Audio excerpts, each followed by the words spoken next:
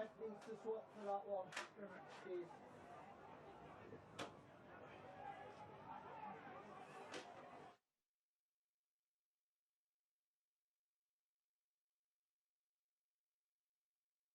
a special atmosphere for one of the great occasions of any rugby league season. He's got the strength, he's got the speed, Prince! Dazzling in this wonderful, most famous and historic of competitions.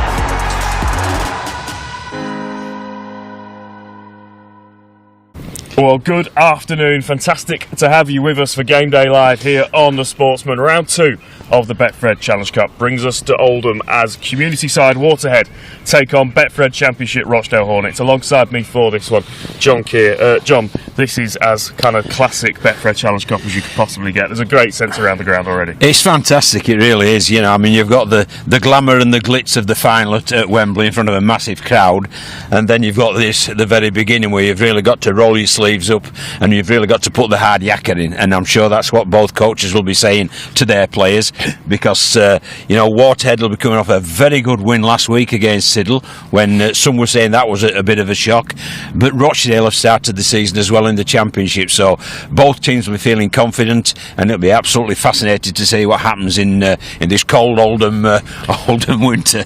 Yeah, Rochdale obviously coming to this as a Betfred Championship side favourites, but it is trappy, isn't it? It's a big pitch, conditions will be tricky, there'll be a lot of enthusiasm from Waterhead. If it's close, then I'm sure the crowd will get on their back as well. This is a difficult cup tie if you're a Rochdale fan. It is, Lewis, yeah. I mean, you know, they've got to start well of Rochdale, because if Waterhead do get a sniff, if they do get a score or 8 points in front, really they'll grow an extra pair of lungs, an extra pair of legs, and they'll just be able to commit themselves even more. That psychological part to them will be massive for them. So I'm certain Rochdale will be majoring on a big start and on going through the basic of rugby league and building pressure. But Waterhead are a good team. They're renowned as a good amateur team, and you know, the stage is set for a shock, no doubt. We should talk about the prize as well, because the winner of this game will go on into round 3 to take on Wigan Warriors at home. There can't be much of a bigger carrot to dangle in front of either of these clubs than that. Well, both clubs would benefit massively, wouldn't they, financially? It would make their seasons. Both clubs could forget about any financial worries for the full season, so that's a big one. But purely from a competitive and a performance side, these players would want to play against Wigan. You'd want to play against the very best in Super League, and Wigan consistently are such. So they'd not only get a great payday, they'd get a great experience as well, and an opportunity to play against some stellar players. Well, the stage is set then for a belting Betfred Challenge Cup tie here in Oldham. Let's catch up with the two head coaches. John, good to see you. A fantastic win against Siddle in round 1 last week, into Betfred Championship opposition this week, and I guess for you guys a real opportunity to show yourselves against a professional outfit. Yeah, I mean, obviously 2 local teams, so hopefully we'll get a few people down, and like you said, it's just a challenge for our lads. There's no pressure on us, and we'll just try and enjoy the day as a club. You must have taken huge promise and pride in the way that you acquitted yourselves in what were very tough conditions last week. Yeah, I think, you know, the way we work for each other and kept turning up for each other, we're credit to the lads. It's you know, we're going to have to do that today in abundance, really. You know that Rochdale obviously throw a lot at you as a professional outfit. Do you think you've identified areas that you might be able to hurt them? Yeah, I think the biggest challenge is, you know, the space. You know, you look at this place; it's a big open pitch, and you know, plenty of space. So the challenge for us is trying to take that space away from Rochdale by, you know, good line speed, controlling that ruck, and then having to go at ourselves. You know, we've got some good players, and as we saw yesterday with Swinton and Ince Rose Bridge, you know, there's an opportunity there to you know, to have a go at these pro sides. You mentioned that the size of the pitch, it's dry at the moment. Yeah. It's a little bit cold and windy, but you must feel maybe your best chance today is to go out there and play rugby and use the space. Yeah, I mean, it's a typical Oldham day, isn't it? It might end up snowing later on, you never know. But yeah, we'll just take it as a challenge, like exactly like we did last week. You know, Siddle were a top side, sorry, and you know, we just had a go and kept turning up for each other. Have you allowed yourselves to think about what it might mean if you could get into the third round of the Betfred Challenge Cup and win? Yeah, well, yeah, like we said about dreaming last week, obviously the winners face Wigan, don't they? So, yeah, an amateur side coming up against the mighty Wigan would be one for the books, wouldn't it? Gary, thank you for joining us. Challenge Cup action and a difficult test against what will be a strong Waterhead side. Yeah, without a doubt. Yeah, we're going to have to be at our best today for sure. We don't want any slip-ups. I think I've been pretty pleased how we started the season, so we just need to carry that form on. But yeah, it's a different challenge for us here, against a team that played very well last week to beat Siddle. So we've got to be very professional. We've got to be on it today. You mentioned that word professional. Obviously a good result last week. Is that the key for you guys, to just go through your processes, stick to what you know, and not try and do too much? Yeah, I think so. Yeah, we should, we go into this game as we do every other game, really, because we want to do the basics of our game plan well, and I think if we do that, we should be okay. But we've got to try and keep Waterhead as far away from our try line as we can, and defend really well in their third of the field, and try and win that field position and territory battle first and foremost, and put some pressure on them really, rather than ourselves. But we focus on ourselves most of this week. We've had a real good week's training on the back of a good win away at Swinton, so we're pretty, we're pretty confident going into it, but we can't be too confident. We've got to be mindful that there's 13 blokes out there that want to win this game. It's a big pitch behind us, wide, decent size in goals as well. Defensively, you're going to have to work hard today. Yeah, massive. Yeah, we are. We're going to, as I said, we're going to have to try and keep them away from our 20 as much as possible, because there will be some threat with the width of the field, and it might be who uses that best really, and the wind's getting up as well, so the conditions might play a part. It'll be a heavy pitch, but I think the wide field we'll look to exploit that as well. As I said, it's got to be all about us, and we'll be looking at what we need to do to get the best out of this game. I know you'll be focused on this 80 minutes of rugby league, but it would set up a date with Wigan if you were to progress to the third round. It would be obviously a massive day for the club. Does that pile a little bit of extra pressure on? I don't think so. We go game by game. I mean, it is a massive, we call it a reward, and it will be a massive reward for us, certainly financially for the club in that respect, but also for the players playing at Championship level. To pit yourself against Super League opposition is fantastic, but Waterhead have got the same incentive, haven't they? So we've got to make sure that, that as I said, we think about ourselves. We do what we've been doing really well in pre-season and what we've done in our 2 games previously. Stick to those systems, stick together. Got a real good team spirit this year, so hopefully that gets us through today. Well, best of luck today. Thank you very much. Awesome. So there are the 2 head coaches. Let's have a look at the teams they are putting out this afternoon in this Betfred Challenge Cup Round 2 clash. Starting off with Waterhead. Harrison Dodd is at fullback. He has a wing pairing of Vincent Arthurs and Max Hobin outside him. In the centres, Adam Robinson is joined by Matthew Holland. It's a half-back pairing of Gareth Owen and Matthew Fletcher playing behind a pack, fronted up by Harry Barker, Liam Aspin, Callum Cameron, William Dickinson, Mitchell Birch and Scott Parnaby locks in the 13. Coming off the bench for Waterhead, Buckley Kershaw, Keenan Fraser, Luke Barber and Niall Dean. For Rochdale then, the away side this afternoon, Max Flanagan starts at full-back for them. TJ Boyd and Daniel Nixon are the wing pairing. Inside them, a centre partnership of Thomas Ashton and Junior Sal. Jamie Dallymore and Joseph Hickey are playing in the halves. In front of them, Jaden Davies is joined by Killen Duffy in the props, with Ross Whitmore at hooker. Ethan Wood and Ben Metcalf are the second rows, with Locke, Jordan, Syme completing the starting lineup. Coming off the bench for the Hornets, Lewis Hatton, Jamaica International, Jordan Andrade, Daniel Lynch and Luke Waterworth will provide the reinforcements. So a place in the third round on the line. The Wigan Warriors await the winner of this one. There's a good crowd on that far side. The Betfred Challenge Cup is here, and more importantly, John Keir is also here to bring you this one. John, we are in for a cracker. I think that's an understatement, because having been over there and mixed within that crowd there's an air of anticipation among the community side's supporters.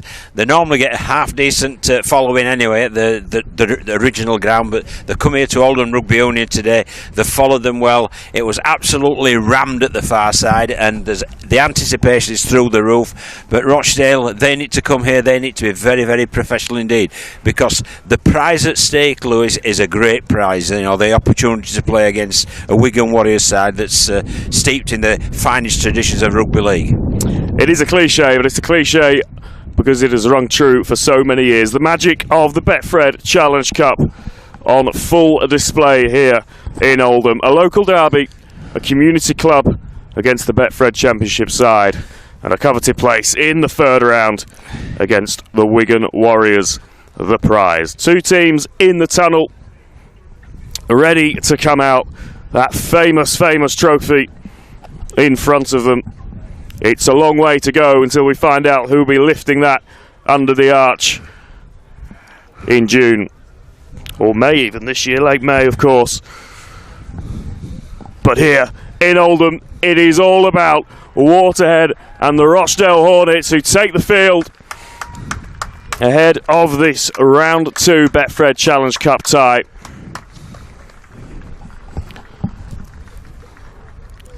And John, we talk about cup upsets all the time at this level. The conditions, the wind is whipping around, there's a little bit of rain in the air, it's a big pitch as we've spoken about. If Waterhead can make a good start, then who knows? Yeah, well, anybody who knows Oldham, it's a typical January day in Oldham, it really is, you know.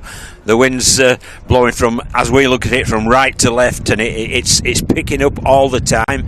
The conditions underfoot are quite heavy, so it'll be a slower surface. But it depends really which team employ these conditions to the best effect, because they will be a big effect. But also you've got to look at the Rochdale Hornets side. They'll be wanting to make sure that they start very strongly indeed, and don't allow this Waterhead Warriors side to get the slightest sniff of a cup upset. Should say as well, our commentary position might as well be in the dugouts here, John. Yeah. We might get a bit of insight from both sets of coaches as to how they see this game. It is going to be Rochdale who get us underway, kicking from left to right on your screen in their traditional blue and red against the green and red of Waterhead.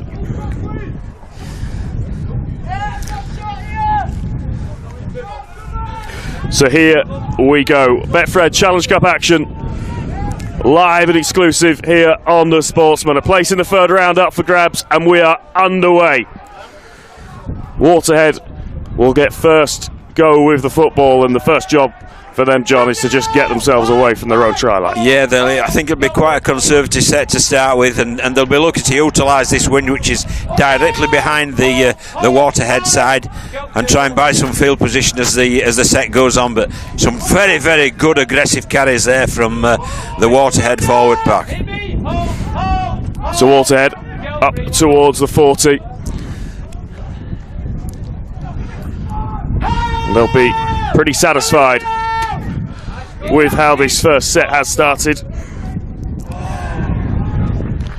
But then, first error of the game. So, kick goes over the top. Rochdale with ball in hand. First opportunity to see what they can do with the ball. I think we're going to come back for the earlier infringement. Well, there's no real advantage there to starting position, won't it? Yeah, to the Hornets side. And they'll feel aggrieved at that, because they've done really well at Waterhead, rooking the ball out from their own end and playing a conservative set but an effective set, and it's just the last play to the kicker that just went awry, and then it's given Rochdale their first possession just inside the Waterhead half. So it'll be interesting to see on this very wide field what the Hornets do with this. Yeah, it'll be interesting to see early on in this game if the two teams try and employ a little bit of width, and that is exactly what Rochdale are doing straight out of the gun. Flanagan up just short of the 20-metre mark. He'll play the ball to Hickey, who brings us out to the left-hand side. Jordan Syme carries up, no real progress on that play, but options left and right. Whitmore goes himself, and then just a short drop-off ball. So Rochdale just working through the plays here in this first attacking set of the game for them. Right-hand side again to Syme. He'll just play a short ball to Hickey. Waterhead's defence is out to him, but keep rotating the ball, do Rochdale. They're certainly enthusiastic on this Waterhead side in defence, but they just need to hit and stick. But there's a bit of an injury there too. I think it's Jaden Days, isn't it? Who's it's the Rochdale prop forward, isn't it? Who's well, we don't like to see that, so early in a game.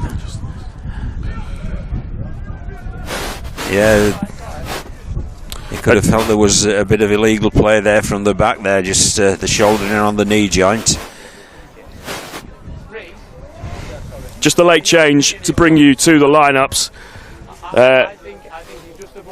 for Rochdale. Lewis Hatton, who was listed on the bench, has been replaced by 18th man Dan Lloyd, so must have been something in warm-up there that's resulted in a late change from a Rochdale perspective. Well, that's a blow for Rochdale, because Lewis Hatton's a renowned, a really good prop at championship level, carries the ball very aggressively, but an opportunity for Dan Lloyd then to step in and go well. And nice to see there the physio signalling that Jaden Days is okay. Yeah, back on his feet, obviously heavily strapped up right leg, so maybe just a slight cause for concern for Rochdale, who, as we have already said, have had to make a late change to their lineup. So not all going the way of the championship side, but they have got an opportunity here to. And that incident's gone on the report, Lewis, as well. So I think the RFL will be having a look at that later. So the kick goes up. Nixon looks to go up for it for Rochdale. Does manage to bring it down, then gets the offload away. It's good defensive work from Waterhead to shut that down. Just for a second, it looks as if that collect and offload from Nixon maybe had put the championship side in for the first try. Yeah, good defence, wasn't it, from Waterhead. We see Nixon take the ball there, but then they really are alive to that offload, so well defended from Waterhead. They'll take great solace from that, and they're looking now to bring the ball out from their own end. Yeah, strong carry from Will Dickinson, then followed up, and already Waterhead have got a little bit of a march on here early on in this set. Up towards the Rochdale 40. Ball played, and after surviving that early scare, you feel like Waterhead will be happy to just have the football in hand as they now continue to work the middle. Scott Parnaby up over halfway, shouts for a penalty, but the referee says get on with it, so the kick will come from just inside their own half. Owen puts that one high up into the air, dealt with comfortably in the end.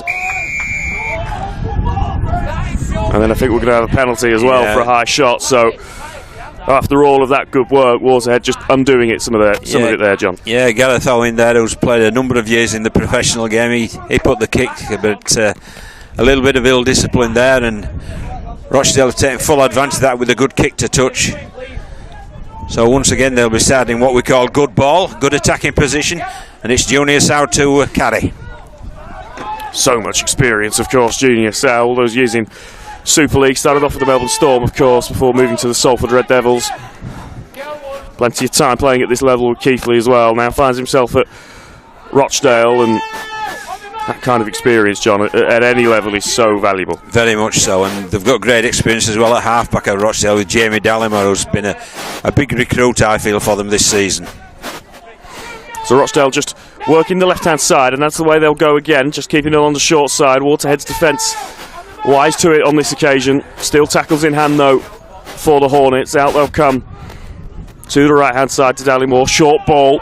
This is Hickey. He stabs a grubber kick through. Sow is in pursuit, but in the end, it's just the safe option from Arthurs. But I think we're going to come back for another penalty, a late shot on this occasion. Yeah, it was on Dallimore, wasn't he? Dallimore's part of that big left-to-right shift that the Hornets put in, and just caught a little late there. And I think a penalty will be the end result. And once again, it's a great starting position, isn't it? But asking questions already, Rochdale, and pretty much dominating field position, as Coach Gary Thornton indicated, was one of their main goals prior to the game. So they keep it rolling out. They come to the right-hand side, and this time I think they will be in. It's Nixon in the corner. Dan Nixon finishes off a smartly worked move from Rochdale, and the Hornets are first on the board. Yeah, the pressure had to tell, didn't it? If you keep inviting the team into your own half and you're defending on your own line, basically, ultimately at some stage you're going to crack. And after just 5 minutes, we've got Dan Nixon down the right side. It's a lovely pass, isn't it, from Max Flanagan, one of the rising stars of the Hornets. It's just a great shift, and that pressure's just told, and over he goes. And there's an element of joy there for Nixon, and a very good start indeed for Rochdale, playing into this pretty strong wind. Well, they've had everything thrown at them from Waterhead in the first 6 minutes, but Gary Fulton spoke about that word professional before the game, and that's what they've been, isn't it, so far? Early stages, of course, Rochdale, but they've gone about their work pretty smartly. And an opportunity then to turn 4 into 6. It's a tough kick. Flanagan on kicking. Back to Flanagan on kicking duty. Yeah, the wind is blowing in every single direction, so it might be one of those. We'll just put it up in the air and see what happens. Yeah, that's a great shot, isn't it? With the corner flag in the background there. That gives you an indication of the strength of this wind. Let's put it up into the air, and it almost just stopped for a while in mid-air. There's a few flags around the ground, John. Every single one of them seems to be blowing in a different direction. So it is proper Oldham Rugby League weather. Yeah, but it's pretty exposed, isn't it, here as well? So it's quite chilly, shall we say. So it stays 4 points to 0, but Gary Fulton and the Rochdale Hornets will be pretty pleased with the start that they have made here in Oldham. Well, virtually all the game, Lewis, has been played in the Waterhead half, hasn't it? So that's an element of dominance that Rochdale have shown early on. So Waterhead get us back underway. Kick deep left, and I think that may have gone out on the full penalty. You just can't afford that. I mean, the wind is behind him, but well, it's the opposite of the goal kick we've just seen, isn't it, for Flanagan? That one sat in the wind. The kick-off went with it, so they will look to kick deep, and in the conditions, that is a really good touch finder. Smart, wasn't he, Jamie Dallimore there? He saw that they weren't really set to defend that kick, and he took a very quick kick to touch, and it's got them plenty of field position once again. So straight after scoring, Rochdale find themselves on the front foot again, 10 metres away from that Waterhead line. Whitmore in at dummy half. Out left to Hickey. Hickey finds Dallimore. Dallimore just with a short ball to the left-hand side where Ethan Wood is cut down. They'll go short side again. Could be numbers on that side. Are they in? Yes, back-to-back, isn't it? Yep. Back-to-back tries. There's some good rugby there from Rochdale Hornets, and it all came off the back of that poor kick-off. That just all they did was invite once again Rochdale Hornets to attack the Waterhead goal line, and they've taken full advantage of that. It's Thomas Ashton who has crashed over, and that's a couple of times now they've worked to that left edge, that far edge, and then gone for short side play. Yeah, it's clever, and once again it's young Flanagan, isn't it? Those made the extra man there and allowed him to pick up Thomas Ashton, and I've seen smaller blokes, haven't I? So when you're that far off the line, you've got to have a good chance of crashing over, and that's exactly what he did. Yeah, I'm not sure I'd want to try and defend against him one-on-one. No, but that's a great start, isn't it, from Rochdale? It really is. And in all honesty, Lewis, Waterhead have been architects of their own downfall as well, with errors, with penalties. Well, it has all come from penalties, hasn't it? And kicking is going to be difficult in this wind, but putting the ball dead straight after conceding in any level of the game is going to cause you problems. Well, you've taken the hard work out of the game, haven't you? You know, every player likes attacking in the opposition half, but the hard work is really bringing it out from your own line, and they've just been spared that of Rochdale.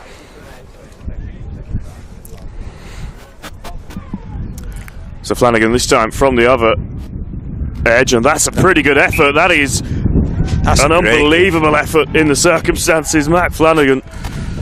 That is a great kick. Has brushed that over from the sideline.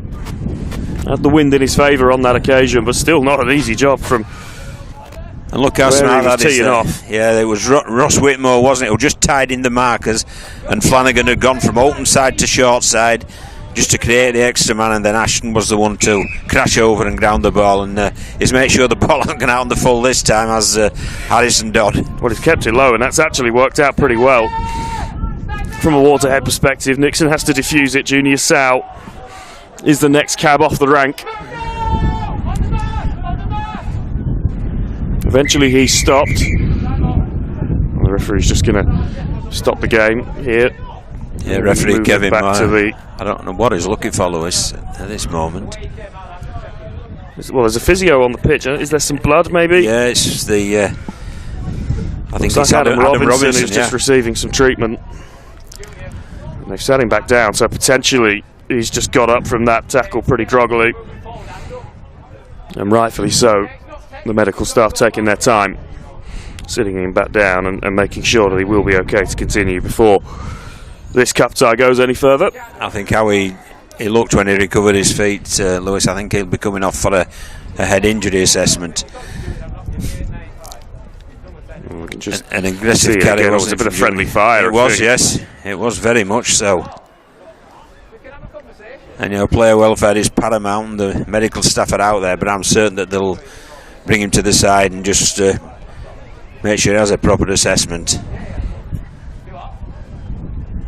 It's been a little bit stop-start, hasn't it? We've had 2 good tries from Rochdale, but we've had a couple of injuries. 1-2, we've had Jaden Days early on, who recovered from that sufficiently, but it does look as if Adam Robinson is struggling at this moment in time. Well, that stop-start has probably benefited Rochdale in a way, because Waterhead just haven't been able to find any kind of rhythm in this game. This is the first time in the first 10-11 minutes of this context that we have been looking to our left-hand side. Yeah, it's been. Rochdale have dominated field position and possession, and that's the reason that after 10 minutes the scoreboard's reflected like that, 10-0. Well, Robinson back on his feet and back in the defensive line, so good news from a Waterhead perspective that he obviously seems okay to carry on. Well, the medics are still having a chat on the field there. Yeah, still having a discussion, aren't they? The referee, Kevin Moore, is certainly inquiring as to the welfare of that gentleman, Adam Robinson. And he is now being let off the field, Robinson. No, he's back in the defensive line. I don't think he wants to come off. Well, he won't want to go, but sometimes you have to be safe from yourself as a player. They're very brave of these people who go out there, and I think that's the right thing. You can sit down for 15 minutes, they can do the correct protocol and just make sure that the kid's okay and available to go back out there. So Niall Dean onto the field in his place for Waterhead, and Rochdale get this set back underway, starting from deep inside their own half. First time we've really seen Rochdale have to do any work out of yardage this afternoon. Making progress again up that left-hand side. Yeah, and they're moving them about a bit, aren't they? They're making full use of this big field. Even the hit-up carries, they're doing it from a +1. They're doing it with a receiver just tipping on to the next man to make Waterhead move about. Kick comes early and it's a high one, but taken cleanly by Arthurs up towards halfway, and this is Waterhead's best position of the game, best starting position of the tie. And Harrison Dodd has some joy getting up over halfway, shrugs off the tackle, decent speed of the play the ball as well. This is much better from a Waterhead perspective. Niall Dean, the next cab off the rank, he'll play the ball about 8 metres inside the Rochdale half. It's gone to ground, but backwards, says Kevin Moore, the referee. So a little bit of stopping momentum, but Waterhead. Yeah, they've got a bit of a roll on here, haven't they, Waterhead? They've got some good yardage. Fletcher plays the ball. The ruck's a little bit of a mess, but we carry on. Owen puts one high, up into the air. TJ Boyd does well under some pressure, but from a Waterhead perspective, first opportunity to make Rochdale really work for a couple of sets in a row. Yeah, that's been the best set, I think, from Waterhead there. They got some speed in the ruck. It ended up with a good kick and a good chase, and now they're limiting Rochdale's yardage coming forward. Well, there's another player down from a Waterhead perspective. It doesn't rain, but it pours from an injury perspective. Liam Aspin, who was receiving some treatment, now back on his feet. Junior Sowy's really, putting his hand up to do some work to help Rochdale get out from their own half. But this is much better from Waterhead, isn't it, Lewis? Well, they've just settled into the game a bit more, haven't they? And just look a little bit more composed in their work. Oh. Went backwards according to referee Kevin. Oh, huge shot goes in. Arthur's absolutely rocked. Some good contact there, wasn't it? I think that's Jordan. Yeah, my word. Yeah, Jaden Days, apologies. We made sure that Arthur's felt that one. Penalty, I believe, there, yeah. Yeah. Reefing the ball. Maybe just, well, it's Days again. And maybe after the excitement of that first big shot, just getting a little bit carried away. Bit of a coming together. Shouldn't forget, of course, this is a a derby. It's two very local teams. Rochdale and Oldham don't need too much of an excuse to get stuck into each other. We see that shot again. Bang! Absolutely first-class technique, wasn't it? Shouldered in, underneath the ball. Then there's a penalty there, and Ross Whitmore, it was, just showing that ill discipline, made the referee's job pretty easy. It was so obvious. And so Waterhead will be looking to try and get some good territory here with the wind behind them. As referee Kevin Moore just calls the captains together. I think it's about the coming together more than anything else, Lewis. So we will carry on with the Waterhead penalty, which is put into touch just the other side of halfway. So again, the home side just growing into this game.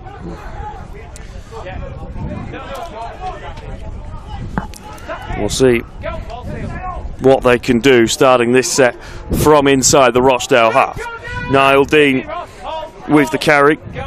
Aspin in at dummy half. Short ball left to Callum Cameron. Takes on three Rochdale defenders. Gets a decent speed on the player ball again. Aspin brings us out to the right-hand side. Nicely worked this by Waterhead. Starting to put some pressure on here, and the try line is in sight for the National Conference League side. Left we come to Scott Barnaby, who just for a split second looked like he'd found a way through. Short ball again to Cameron. He's up towards the line, but unable to just get the arm free and touch down. So one more tackle in this set for Waterhead to try and make something happen. And they'll look to just try and work their way over. It's not done, I think. The ball's gone forward. Yeah. Rochdale survived, but Jaden Days has had a very interesting afternoon, first 13 minutes, hasn't he? And been in the thick of the action. But you see there the kick from dummy half, and the referee rightly adjudging that Days has just knocked on in regathering the ball. So another good opportunity for Waterhead. They'll really be looking to post some points here, because it's a very, very wide pitch indeed, isn't it, Lewis? And when you're camped on the opposition line, you need to be coming away with something. So Fletcher will feed the scrum. He's a player that's got plenty of experience at this level, of course. Right-hand side. Could be some space here for Waterhead. Good defensive work in the end by TJ Boyd to shut Max Hobin down, but still plenty of tackles in hand for the home side.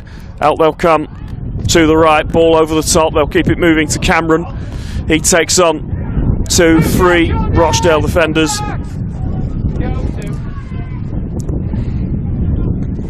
Centre of the field. They come out to the left-hand side and then check back in. They're certainly testing the middle unit out from Rochdale, aren't they? Well, there's so much space to work with. Kick comes in. Can they turn it around? Hoban goes in pursuit. Boyd's done well, but it's going to be another repeat set. Well, TJ Boyd did a great job there in recovering, because at first he was coming forward with his defensive line. He had to check and then regroup, get round the back when this kick came in, and he did really well. But it's good to see Max Hobin there making that kick. The chase can make an average kick into a good kick, and that's exactly what he's done there, because he's carted the wingman over the touching goal, and consequently a repeat set for Waterhead. So Fletcher carrying up towards the 40 from the dropout. Just keep it nice and tight on that second carry. Will Dickinson making some decent yards. He plays the ball. Fletcher again.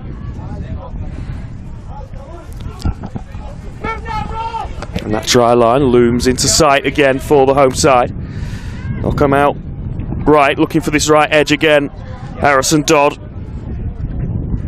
Where's a big contact? He'll play the ball 6 metres away. They're defending well though, Rochdale, on their own line. But this is a fair amount of pressure that Waterhead have built, and they need to come away at least with another repeat set. It could be kick stabbed through. And this time Rochdale have diffused the situation. But Waterhead playing the game in the part of the field where they will want to. But Rochdale take great heart from that, Lewis, because they they defended very, very competently indeed on their own line. Whether they took route one through the middle or they tried to go around the edges, looked very well organised indeed. So Rochdale continue their march upfield. They'll just look to use this set, I'd imagine, to try and get the ball back in their hands, reassert a little bit of control. They made a really good start, of course, the Betfred Championship side, but they will be kicking from fairly deep inside their own territory here. It goes up high from Dallimore. Arthur's underneath it, takes it cleanly. But you're seeing as it's going set for set, Lewis, the effect of this wind, and it really is giving Waterhead the opportunity to play from good field position consistently. Well, that penalty will help as well, just riding that tackle slightly too high, Junior South. Well, yeah, they get 30-40 metres or so from this kick to touch, and they're in another great position at Waterhead. So they've started to build some pressure, and here's the penalty. It's a pretty obvious one as well. There's contact with the head there from Junior South. And again, referee Kevin Moore making the correct decision. And it's Waterhead with a great opportunity to start in good field position. Yeah, this set will start 30 metres away from that Rochdale try line. And Fletcher, well, he looks like the conductor, doesn't he, from Waterhead perspective. He's the one that's directing them around the park. Gets us back up and running. Dickinson, who's made another strong carry there, a couple already in this game. Buckley Kershaw is in at dummy half. He brings us out to the right-hand side. Callum Cameron brings us up towards the 10. And now Waterhead look again to try and find some joy on that right edge. Dallimore makes the tackle. Kershaw brings us to the left-hand side. Now they look to come to the other way. Fletcher looks to try and turn out of one tackle, but eventually wrapped up, gets the offload away. Could be in here. Waterhead, has he got that down? Yep. It's Niall Dean, and it is a try for Waterhead Warriors, and they are bang back in this cup tie. Yeah, well, it's gone set for set, and the effect of the wind has helped Waterhead build that field position. And the vast questions consistently of the Rochdale defence. Rochdale up to now had answered it, but I think it's just been the offload really that opened up that Rochdale defence. And that's just reward really for the first 10 minutes certainly were Rochdale's, and that's why they went 10 points up. But the next 10 minutes have certainly been Waterhead's, and it was this great offload here. He's just sucked the players in, offloaded, and then he just had enough strength there. I think it was Niall Dean, wasn't it? Yeah, well, it's a fantastic offload, but it still takes some finishing. It certainly does. And the technique there as well is hit the collision, roll to his front, and plonk the ball down. So that really will boost the morale of the guys in green and red. Well, 10 minutes into this game, John, there were alarm bells ringing from Yes. the Waterhead perspective about the way that they'd started against Championship opposition. But in the 10 minutes that's followed, they have absolutely shown that they are here to compete. And Arthurs brushes the conversion over and cuts the deficit to 4 points. 20 minutes played, and we are in a cup tie here in Oldham. Yeah, we certainly are. And as you indicated earlier on in your commentary, Lois, they've grown into this game. They really have grown into this game. They look nervy, edgy, and they were ill-disciplined initially, and Rochdale took full advantage of that, but they've grown in this game, and that score there from Niall Dean is a fair reflection now. 10 points to 6. I think that's basically a reflection of the game so far, but Waterhead will take great confidence from how they've played this last 10 minutes or so. And this now feels like a big set, because Rochdale will want to just move the position of play slightly further up to our right hand side. Well, they've stopped making headers, haven't they, Lewis, as well? They've started completed set, stopped making headers, they've built some field position. And they've had a couple of penalties as well gifted to them from Rochdale, which is what Waterhead were doing in the opening exchanges. So swinging one way and then the other this game, but Waterhead absolutely have settled into this one. They've got their heads up after a really strong start from the Hornets. And they're getting some good yards, with those carries. There's good contact from the ball carry, and then good leg drive, and it's allowing the kicker, which is Owen once again, to kick deep. See Dan Nixon, who opened the score, and he's done really well there. Nixon evades a couple of carries and makes some really valuable yards in the context of how this game has been played, and this is a much better set from a Rochdale perspective, already up over halfway, getting some quick plays as well. Shouts for a forward pass from the Waterhead bench to our left, nothing given. And again, Hornets continue to march upfield. Dallimore now changes the point of attack and gets an offload away. Syme now up to the 20. Much better this from Rochdale. Now they'll come to that short side again. They've already had joy once, but a huge shot goes in. That is a good tackle. Well, it's 1-1 now on the big shots. But Rochdale still working the ball out to the right-hand side. Nixon is going to go up against Arthurs, and the ball has come down. I think that has come down off the hands of Dan Nixon. Yeah, and it's now Arthurs who's down. Will it be There's a penalty some concern for him here. Because they both took off, didn't they? So it's whether he challenged for the ball or he took the player out. We'll see here. Really good tackle there from Matthew Holland. He just keeps it on the right side of legal, doesn't he? And very much so. But it's aggressive and it's legal, and that's exactly what you want. And I'm not sure that there's a huge amount in that contest for the ball. I think both players were pretty honest there. Yeah, they're both looking at the ball there. No doubt about that. And it just came out of Nixon's hands. Well, he's slowly getting back onto his feet. I'm surprised he's given a penalty there, tell you the truth. I thought it was more a knock on that Nixon did, because I thought about Nixon and Arthurs. It was a contest.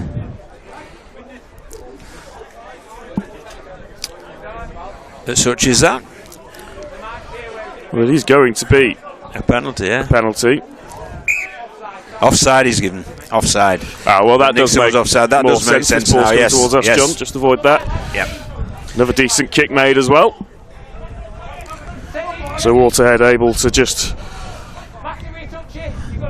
move the markers slightly further up the field, and what we've got on our hands, certainly in the last 12 minutes, is a very even contest. A proper cup tie we've got. We certainly have. Great crowd on that far side. Famous community club, of course, Waterhead, and they're up over halfway where Scott Barnaby plays the ball, and again it's that right hand side where they've done a lot of their work, and they're into open field here. Matthew Holland, who found some space. Yeah, well, he can not only defend with big shots, he'll also carry aggressive. That's a great break. Now we come out to the left hand side. Could be space here. It's Niall Dean, the try scorer. And the referee's going to bring us back. It's going to be a Rochdale penalty on this occasion. It's obstruction, I believe. He's gone around the back of him. That's a shame, that really, for Waterhead.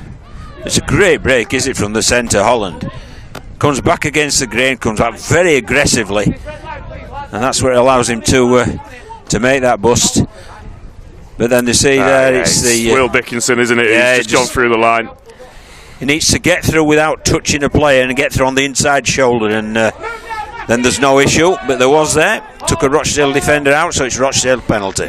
Some sigh of relief for Rochdale, but they're already up towards halfway in this set.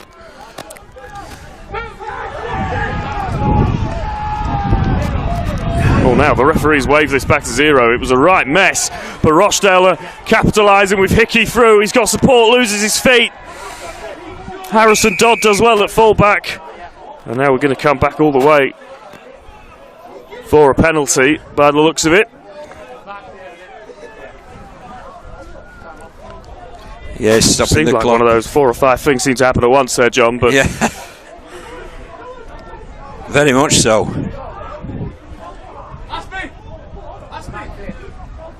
It's a strip that he's given us a play on, yeah.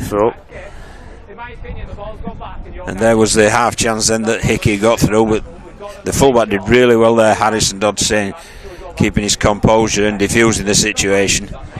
And great to see you see there the winger getting between the support player and the ball carrier. But ultimately the end decision is Dallimore has a kick to touch as a penalty. So again, it's Rochdale. The momentum's slightly gone back towards Rochdale the last couple of minutes, because we're turning our heads to our right once again. So 20 metres away, 30 metres away from the try line is the starting point for this. They're pretty central here, options on both sides. Whitmore will bring us left. And Rochdale just some good work in the middles. Yeah, Andrade came through there off the bench, but they really did work well in defence. A short ball, wow, that's gone forward, a big contact's gone in. Waterhead have the ball back. Well, the crowd are getting excited now. Oh, and then and one back from Whitmore as well. Whitmore comes flying in, ball's gone to ground. It's going to be a penalty to Waterhead. It's got a little bit frenetic, but it's good fun, John. It certainly is. It was Will Dickinson who put that big shot on from Waterhead that forced the header. And then Whitmore's come out and he said, anything you can do, we can have a go. But again, there's been too many in the tackle and the reef. But my word. Shot. Whoa. That's a cracker, is that? His legs kept going forward, the rest of his body went backwards. It was a great shot from Will Dickinson there. As you've said, they've grown into this game, they're getting more confident. But I do feel as if they're going to cause a cup upset, they do need to be in front at half time with this very strong wind behind their backs. We're seeing some great entertainment, and there's some tough collisions going on out there. Yeah, 26 minutes played, and we've had some great value already. Yeah. Out of this cup tie. The prize, of course, is a date with the Wigan Warriors in a couple of weeks' time, so there's plenty on the line for both of these sides. Oh, and that ball's gone to ground. Yeah. It was Fletcher who ramped himself up but left the ball behind, and it's Rochdale's turn to celebrate one of the small wins in this game. Well, the teams come together again. He ramped up and went straight at the smaller pivot, the pivotal player Hickey. And Joseph Hickey really did stand up to that well and force the header. So good on him, but a question still being asked by Matt Fletcher. But it matters not, the referee's made his decision. And all credit to Hickey there, he really did stand up to that carry very, very well indeed. They tend to get a fair bit of traffic thrown at them, don't they, the 6 and 7, the half-backs. Well, we have got a full-blooded cup tie unfolding in front of us, and Waterhead doing well in defence then, getting 3 men into the tackle and shutting down Flanagan. He'll play the ball just short of halfway. Dallimore brings us back out to the left-hand side, and Ashton, try scorer already this afternoon, makes some decent progress. Just feel from a Rochdale perspective, they'll just want to settle this game down a little bit as Andrade ramps in and then gets a really good offload away. And that gets the Hornets moving again. Hickey brings us out to the right-hand side to Sow. Junior Sow finds Nixon, who cuts back in. Still going, Nixon. Eventually stopped a few metres away from the try line, but really good work from Rochdale there, moving the ball around. Sow at acting half. Brings us to Hickey. Hickey to Dallimore, who checks one way and then the other. Looks to take the line on himself. Almost through there. Jamie Dallimore, but he is eventually stopped. And it's a 6 again, so Sow will just cart it in himself from dummy half. Might not need a full set, Junior Sow, eventually just stop short. It's a big set this for Waterhead. They need to keep Rochdale out. So out they come, ball goes to ground. So a disrupted play, Hickey, short ball. Ethan Wood trying to wriggle his way through, and it's going to be a penalty.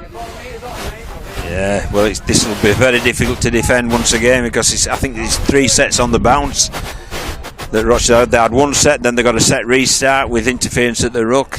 So 6 again call, and now they've had penalty. So it is a great opportunity for Rochdale to stem this Waterhead tide and to extend the scoreboard a little bit. Short ball from Andrade to Syme, who'll play the ball just short. Out there comes to Hickey again. He's got Flanagan and Sow out the back. Sow is up and over the line. I think he's just stopped short, in fact. Yep. Well defended. Yeah, really good work. It certainly is. Vincent Arthurs, wasn't it there, who made the crucial tackle there on Junior Sow. And he is a big man, but that's good technique there, and definite urgency by all involved at Waterhead. So Andrade takes the short ball from Whitmore, takes on 3 Waterhead defenders before eventually being stopped 2 metres away from the try line. Whitmore in at dummy half, brings a short side, and it's a simple try in the end for Ben Metcalf. And after all of that defensive work from Waterhead, it's a stroll over for Rochdale to extend their lead. Yeah, it had to come, didn't it? And again, we spoke, that was the 4th set that had in attacking territory Rochdale, and some valiant defence from Waterhead, repelling them time after time after time, but you just cannot keep defending. When you're looking at 20 tackles or so, you just can't keep defending on your own line like that. We'll just see that carry and offload again from Andrade, which is what really got that set moving. And really willing to promote the ball and move it around on this big pitch. And Nixon showing great evasive skills as well there with his footwork. But in the end, it was a simple little... He just misread it, didn't he? The Waterhead defender, and it opened up like the Red Sea there. It's Kershaw, isn't he? He's trying to get out to the ball and just gets it wrong, which allows Metcalf to stroll over, walk over. Well, they'll be mighty relieved that Rochdale, because they have been under a fair bit of pressure, but they've withstood that pressure. They've come good, and when they got the opportunity, 4 sets on the Waterhead line, and ultimately a try occurred. And now it's Flanagan once again. It's a slightly easier one than what he's had so far this afternoon. And he makes no mistake, so he's nailed it. Yeah, the lead is pushed out to 16 points to 6. That's and a good they really riposte. have to work hard for that try, didn't they? They did, but it's a good riposte from Rochdale as well. They've battened down the hatches and they've come good. It's a pretty simple try. I say that the misread, and it just opened up completely for Metcalf to just feel the ball. I don't think he could believe there were no defenders in front of him, and stroll over the goal line for an easy try. Yeah, he won't have too many easier than that.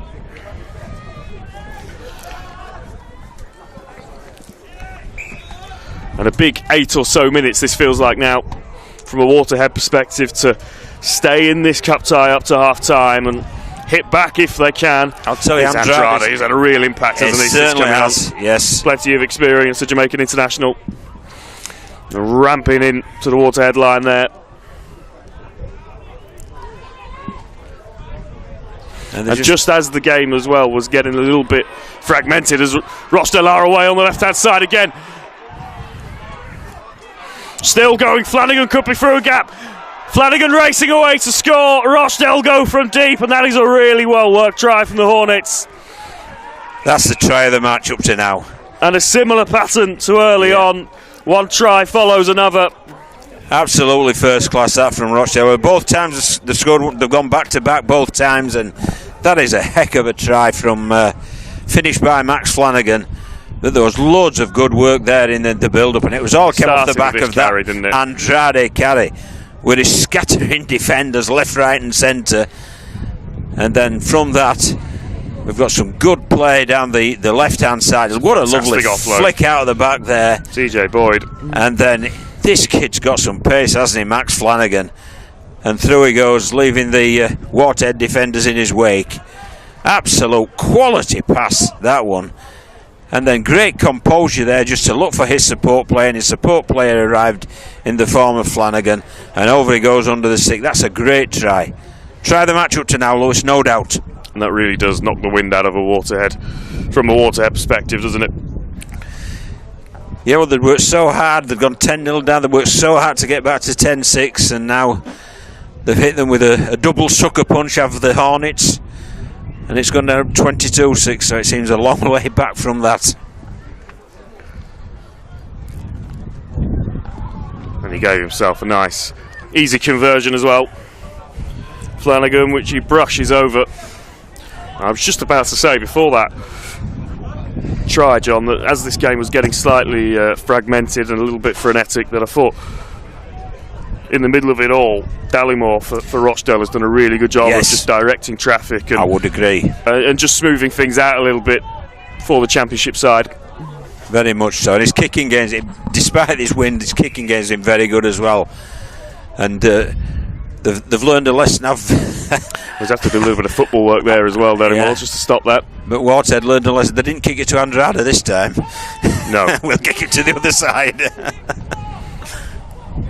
So Dallimore acting half, just gets out himself. Another big shot goes in.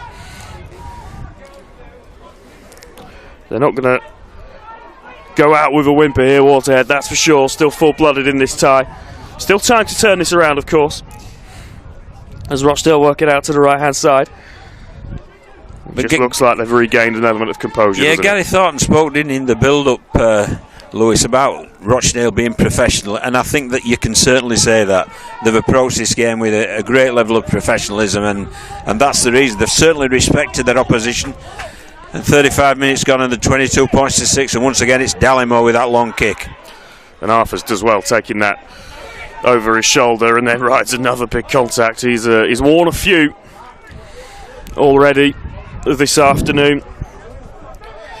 Max Hobin off his wing to try and help with some yards, and then here goes Will Dickinson, who's really carried well this afternoon, but he's met fairly by 3 Rochdale defenders.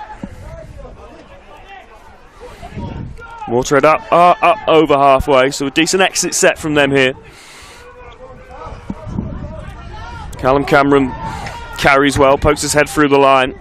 This is the last, so the kick will go up from the boot of Owen. It's hanging around in the air, difficult one to take, but taken well. Did a good job, didn't he, Nixon? He's had a really good game. Already scored a try, and he's been a handful when he's received kicks and brought it back. Now Hickey finding some joy, just evading a few tackles. Still going, in fact. There's a collision in back play, and now are coming together, so a bit more work for Kevin Moore, our referee, to do. But Waterhead had their best spell when it was a set-for-set type of game, and they used this win pretty well. But when Rochdale have had their momentum, it's been on the back of penalties and errors, and that's an obvious penalty there. Just tackled him without the ball. And consequently, Dallimore once more will put boot to ball, gain some good ground with the kick to touch. And it's just unnecessary, isn't it? You're just making a difficult job even more difficult. And you said to me before the game, John, as we just wait for the decision here, that whoever wins the toss had a big decision to make in terms of the slope and the wind. Well, Waterhead have got a big 40 minutes coming. They certainly have, because it'll be Rochdale with the slope and the wind. A player in the bin here, Yeah.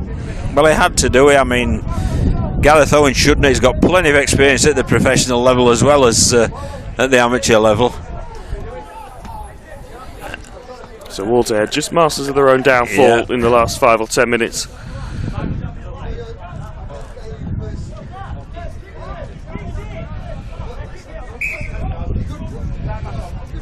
Dallimore just told to do it again. Referee wasn't quite ready, so the ball comes towards us. Straight in front of us. It's great on the sideline though. You can feel virtually the collisions, can't you? And there's been some good ones. From both teams. Yes, certainly no shortage of big shots in the first 40 minutes here in Oldham. Andrade, who is carrying, but he can play a bit as well. Yeah. Picked up the fullback around. Max Flanagan, he's been a handful throughout, hasn't he, Flanagan? So Rochdale sniffing a try that would put them in complete control of this game against 12-man Waterhead as we approach the half-time whistle. Andrade again, and an offload. I think he's enjoying himself out there, and they'll look to this left-hand side again, but another offload. Dallimore, ball's just gone to ground. So it's another set of 6, isn't it? For 0. Yeah, for Hornets. Rochdale.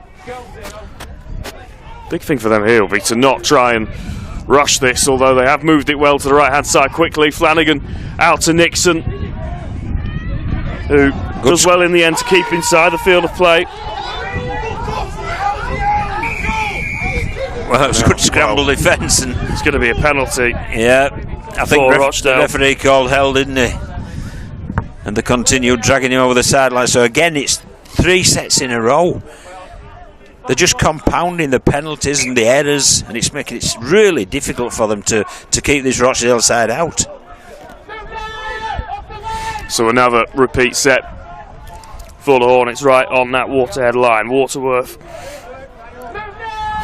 does well to try and shrug off a few defenders. Out they come to Hickey. Hickey moves us out to the left edge. Dallymore dummies and then goes himself. Still going, Dallymore. Eventually stopped a couple of metres short. Waterworth in again at dummy half. Andrade just kind of helps that along, and Kelly Duffy, well, it dropped into his hands and he crashes over the line. And Rochdale do make all of that pressure count, and they've just found another gear, haven't they, John? They have. The last try from Flanagan was probably to try the match, and this is the most unusual one of the match, shall we say, because I think the pass to Andrade, I think he wanted Andrade on the carry, and he just handed it on. But this is great work from Nixon, isn't it, to stay in the field of play. And the referee called held, and then there's just that final pull, and that caused the penalty. And after Dallymore's carry, you see here, it's behind Andrade, but he just helps it on in a fortuitous manner there. And over Kelly Duffy goes. I don't think we've had the half-time whistle yet. We won't do it until after the kick. There has been a mass exodus from the dugouts to our left across the field, so I think this will be the last action. And Rochdale, of the half. They'll be very satisfied because, you know, they're going in, they've played into the elements and up the slope, and 28 points to 6. I'm sure Coach Gary Thornton and the rest of his Rochdale coaching team and the players will be absolutely delighted with that first 40 minutes at work. They were put under pressure for 10-15 minutes, but they've answered that, and they've been very, very professional indeed. And Flanagan again obliges with the kick from straight in front. There is the half-time whistle. So Rochdale, they've been made to work for this lead, but it is a 28 points to 6 lead that they take into the sheds. Waterhead threw a lot at them. They did. For a spell in that half, and got a try that they absolutely deserved. And there was a point just after that where it looked like they were really going to take Rochdale on as we approached the break. But just that last 10-15 minutes before half time, the Championship side showed their credentials. With the flow of the game, Lewis, you fancied Waterhead to get back on parity terms, but you know, because Rochdale were under pressure, but they came through that and they finished the half very, very strongly indeed. Helped obviously by the sin binning as well, but it's just been a very good professional performance from Rochdale in tough conditions against a very good amateur side. But here's try number 1, and it's Nixon there. Just a bit of a misread from the Waterhead wingman, but some crisp left to right passing there, and it's Flanagan with the money ball there, and Nixon with the try, just getting on the outside of Arthur's. And then down the left hand side, Wood's been a handful all the way through with that lead line, and then they just pick up, go down the short side. Whitmore ties in the marker, and Flanagan's made the extra man, and Ashton crosses for a very, very good try. Big man from close range, over he goes.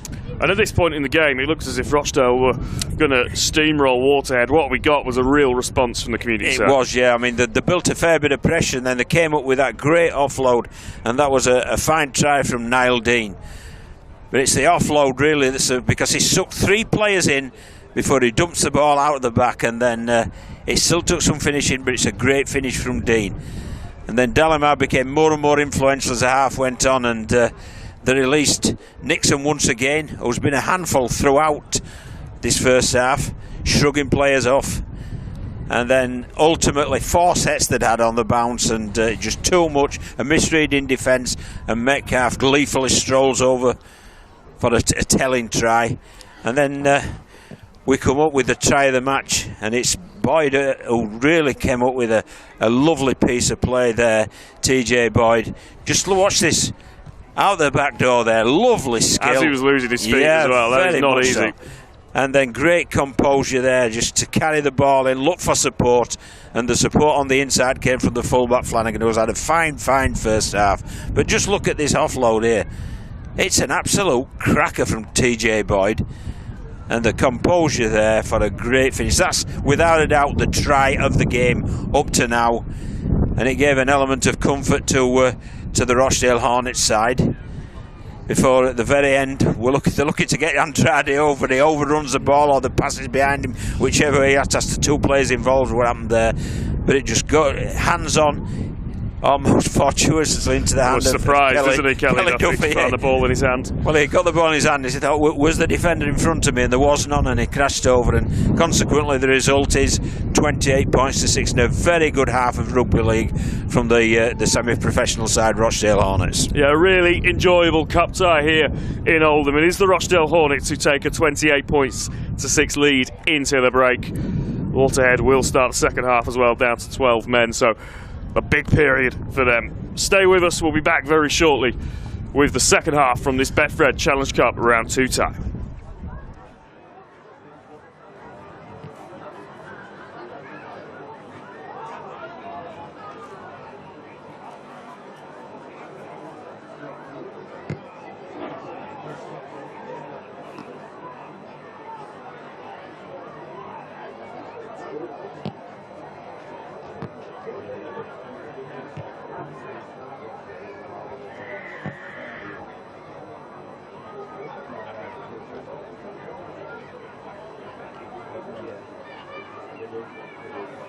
Lewis? Everything working? Yeah.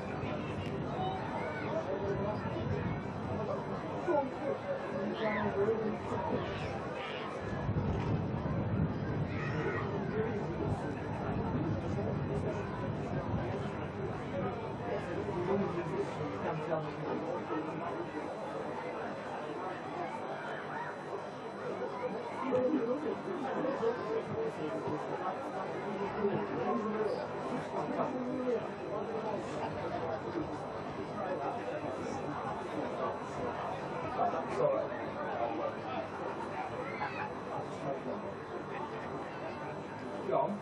Yeah? You're just having a little bit of popping on your mic, so if you take a little time to get ready when you talk. Yeah, spot on. Cheers.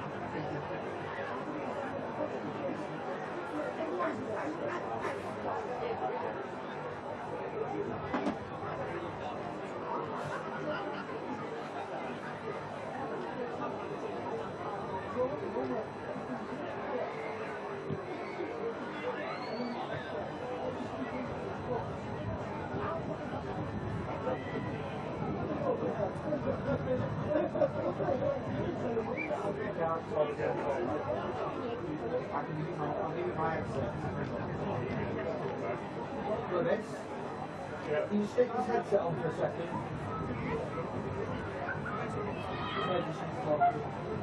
That's alright.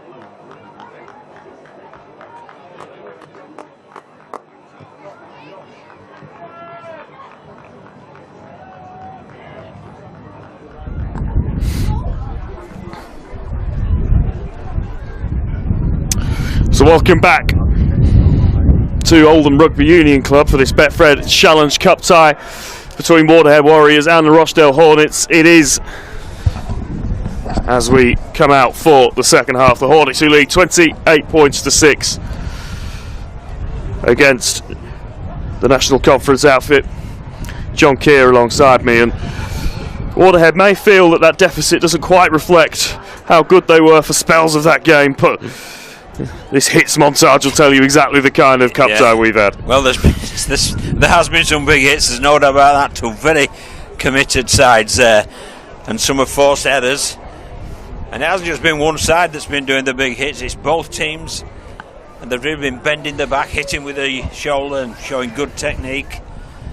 We've been fortunate enough to just have a nip out and just had a chat with Gary Thorne there on his way back across the field, and just asked him how he felt that his team travelled, and he's very happy with what they've done in the first half, but it's more of the same in the second half, he's indicated, and what it's made reference to the slopes bigger than what it looks, and obviously the wind's stronger than what it looks, so he's asking his Hornets team really to play field position rugby and pin this Waterhead side consistently within their own 20 and challenge them to bring the ball out from their own end. So a big job on their hands for Waterhead, who will start the second half with 12 men, with Gareth Owen we should see in the sin bin. Clips of Andrade, I think he was instrumental in turning this game around, Lewis. Yeah. Because Andrade entered the field of play when Waterhead were having that really good spell, had got back to 10 points to 6, and simply his big carries, his offloads, he's just been a handful with ball in hand. And a lot of good play that Rochdale had came off the back of that, and he really was a standout performer in that first half. Just waiting for the last few stragglers to get over to this side of the field from the tunnel before we get underway. Will be Waterhead kicking from left to right in their green and red. See Rochdale in the blue with red trimmings. So here we go, 40 minutes left in this Betfred Challenge Cup second round tie. The Wigan Warriors await the winners. Waterhead get us back underway, and straight away we can see the impact of the wind. It stands up in the air. Dallymore does well in the end to get down and bring that in cleanly. And Rochdale start this half working from deep inside their own territory. It's been pretty clever, hasn't it? The dummy half there. We've had Waterworth on from the bench, and we've had Whitmore as well initially. They're like a snipe down the blind side just to keep the full defensive line honest, and it's worked very effectively. Dallymore takes that one from his shoelaces, but does bring it in cleanly, and Flanagan's away again. He's found a gap and he's through. Max Flanagan. Oh, good work from the fullback. Harrison Dodd's done really well.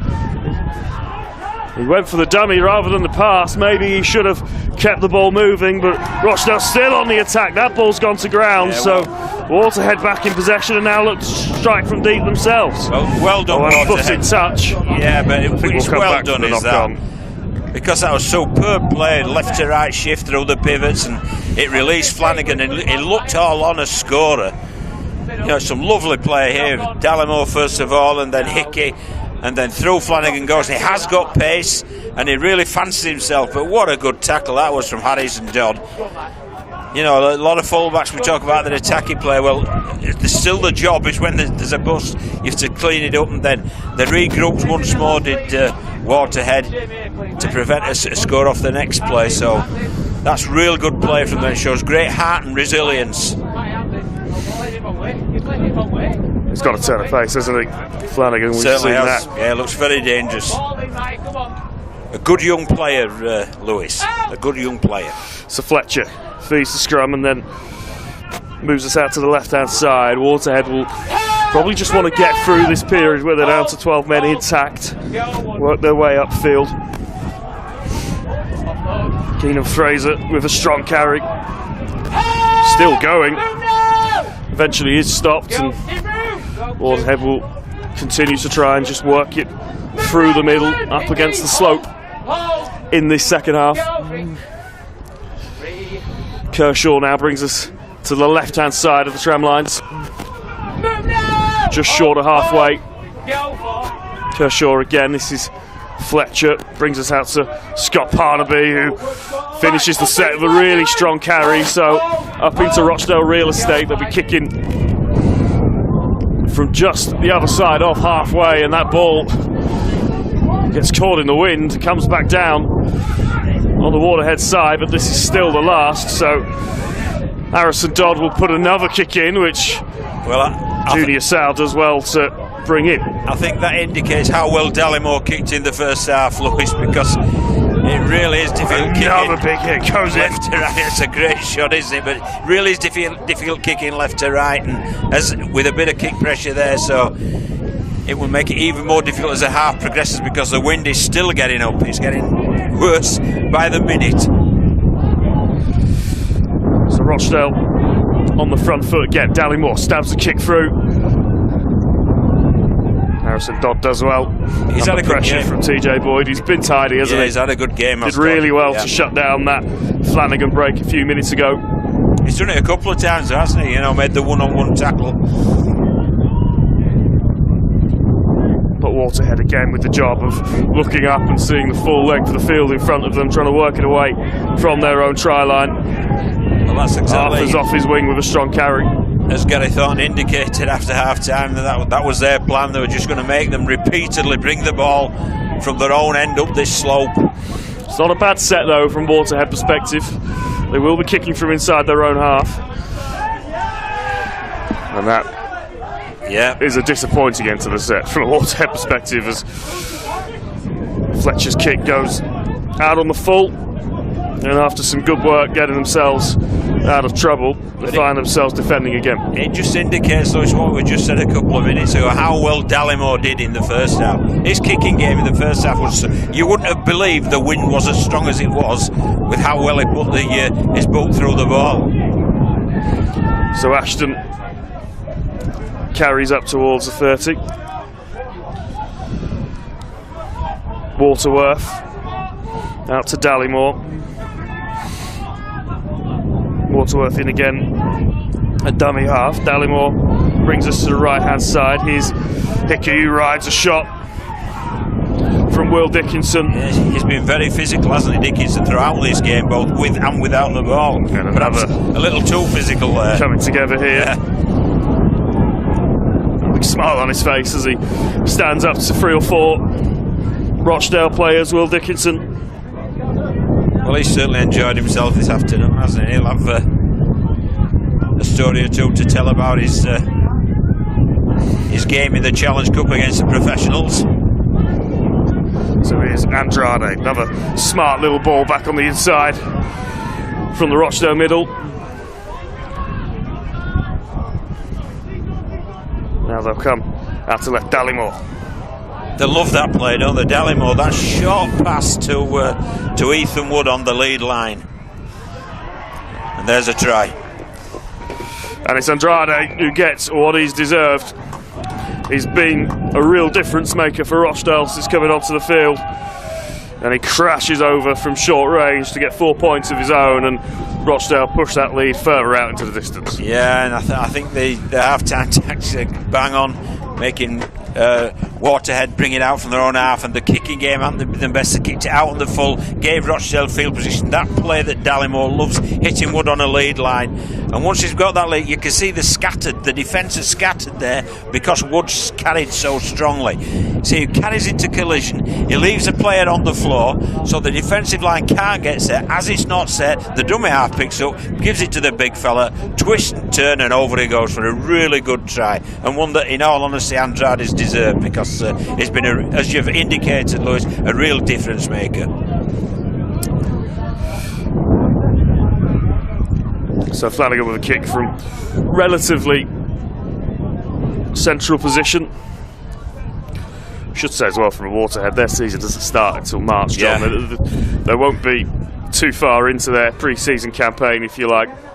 Rochdale got their Betfred Championship campaign up and running last week. We saw Waterhead, of course, with that fantastic win against Siddle here on the Sportsman last week, but it was always going to take a mighty effort from them to push Rochdale. Well, it's a step up, isn't it? I mean, that's the top and bottom of it. It's a step up, and I just think Gary Thornton as coach has done a great job here, because he's prepared his team very thoroughly to come here, to respect the opposition and to respect the competition, and they've certainly put in a performance that does that, and he's been one of the stars there, Jordan Andrade. So Waterhead get us back underway. Gareth Owen back onto the field, so the home side up to a full complement. Cost them 12 points though, Lewis, either side of half time. And now Ashton carries up towards the 30-metre mark. Simple equation from a Rochdale perspective from here on in. They just need to continue to control this game. Well, I've no doubt they'll stick to the menu of completing and putting the ball deep down into that slope and challenging Waterhead to bring it out. But they're certainly playing some good rugby, aren't they, in the build-up? They really are. That's an error from Sal. Well, the referee says to carry on. Andrade up over halfway and gets another offload away. We've seen a few of those. Good defence though from Waterhead to just stay keen, keep Rochdale limited in how much progress they can make. Dallimore stabs a kick through, and Boyd was after it. He's done really well again, Harrison Dodd. That slide across and diffuse the situation. Just shows the discipline of Dallimore and the experience of Dallimore there, sticking to the coach's game plan to the letter. Lovely kick into that bottom corner, challenging them to come out, and then the revving up in defence. And it's a very good Rochdale performance, it really is. So Harrison Dodd plays the ball on the 20 as Waterhead again stifled in how much progress they're able to make from underneath their own sticks. It'll only get harder, you would think, as well, as this game wars on in testing conditions in the wind. Heavy pitch underfoot. And Waterhead are away up the left. Here goes Arthurs. Can he beat the fullback? The ball goes to ground. It was really good work from Vincent Arthurs. It was Scott Parnaby who was on his shoulder and just not quite able to bring it in cleanly.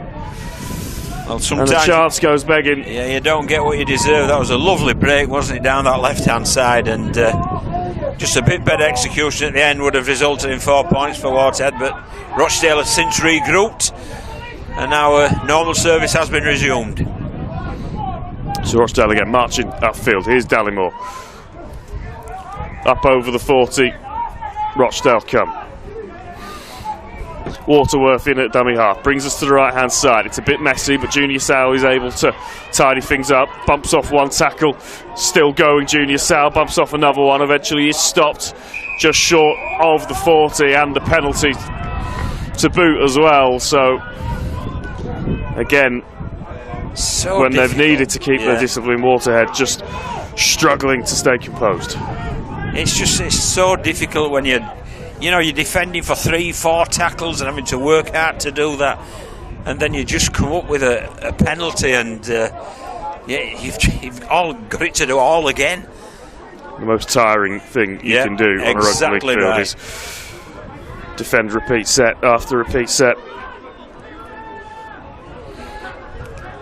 So Waterworth in a dummy half, out to Hickey.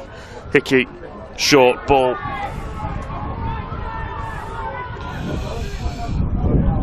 And now they come out to Dallimore again, looks one way, then the other. Ashton could crash over. Really smart play from Jamie Dallimore. Puts it on a plate for Tom Ashton's second try of the game. And they're really starting to show some class now, Rochdale. But we've got to go back to the point before, Lewis, and it's another penalty, isn't it? And off the back of that penalty, that repeat set, it's just too much pressure that they're bringing on themselves, this Waterhead side. But you've got to credit Hornets as well for taking full advantage. And this is lovely play from Dallimore. There's an inside ball there, and he just picks up once again that short lead line.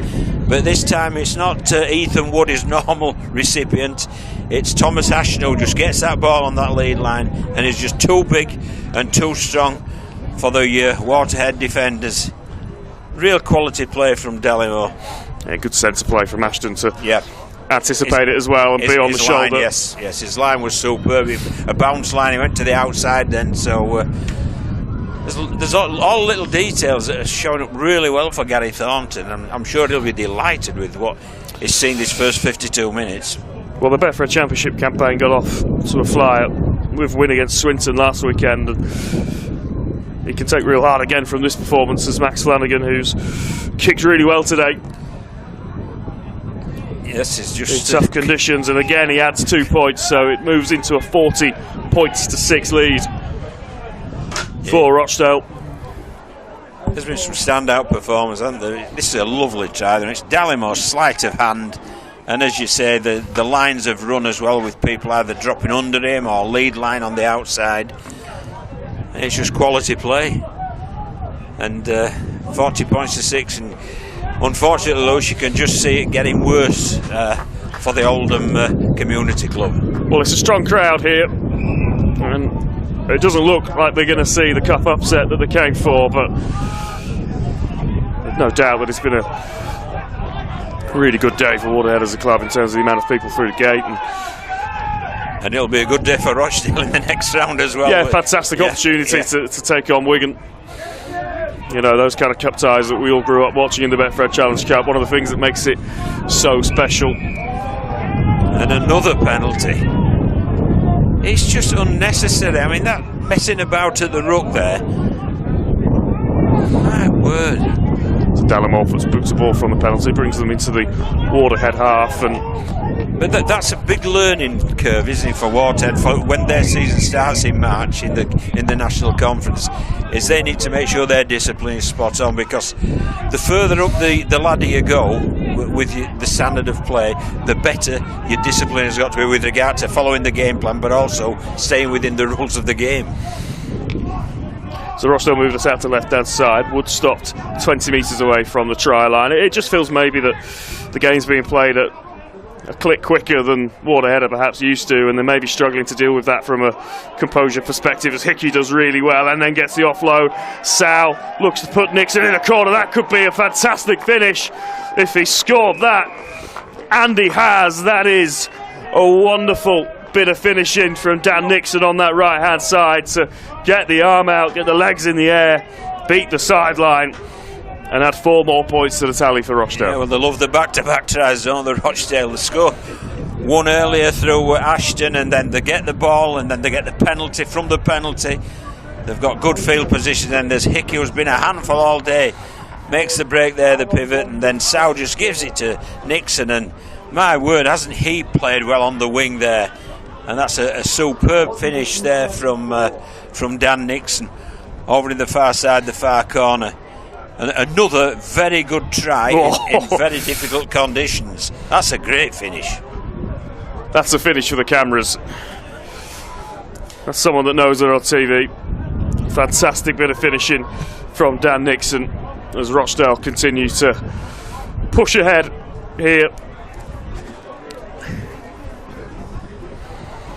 Well, Flanagan's boot's been very good, hasn't it? Yeah, he's been red hot, hasn't he? Yeah, he's just missed one in really difficult kicking conditions. But it's out on the far side this time. And the wind is behind him, but he'll have to judge it if he's going to have any success. Well, it's a good effort, it's a good strike, and the flags are up. That might be his best of the day. It certainly is. He's had a fantastic game, Max Flanagan, with ball in hand. He's been equally as good with the boot. And it's more punishment for Waterhead. Hickey once again. He's been really good, a constant threat. That's worth showing again, isn't it? The one-handed finish, and he knows it as well. He enjoyed that, did Dan Nixon. So I'll keep that on video for the rest of my life.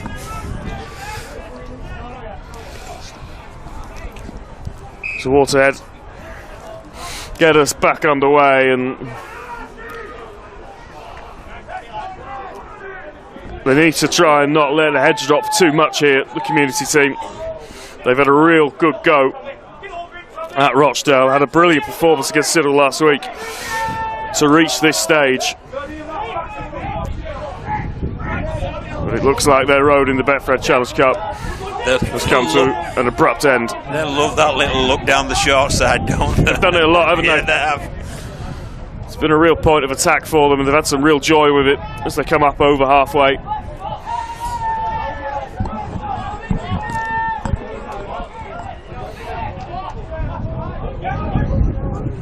Waterworth shrugs off a tackle, then puts the offload away. This is going to keep moving from a Rochdale perspective, all a bit scrappy, and then it's gone to ground again, but backwards.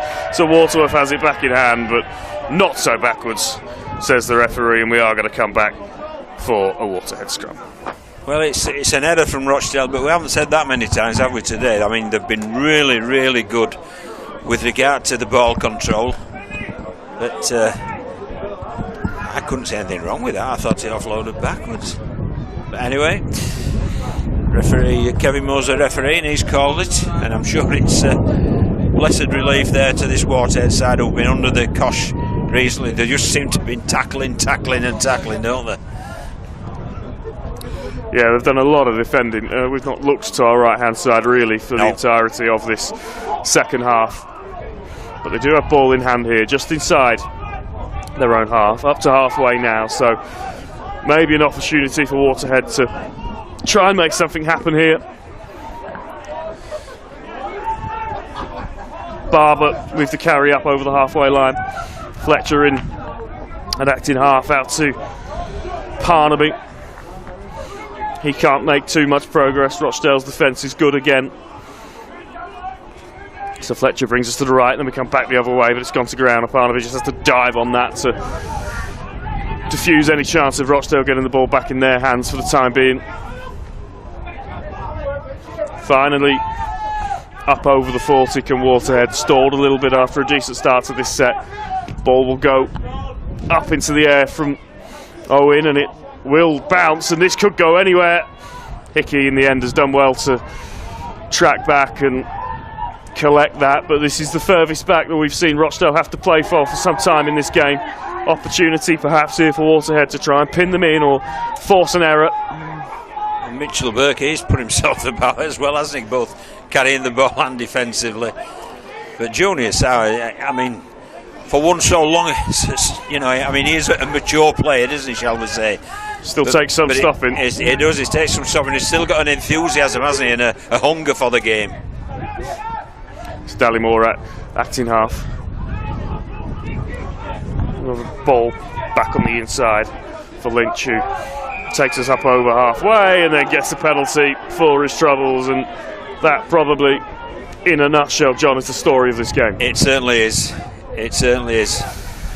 Invite the opposition onto your own land when it's good opposition, which this Rochdale Hornets side is, and you're in a bit of bother.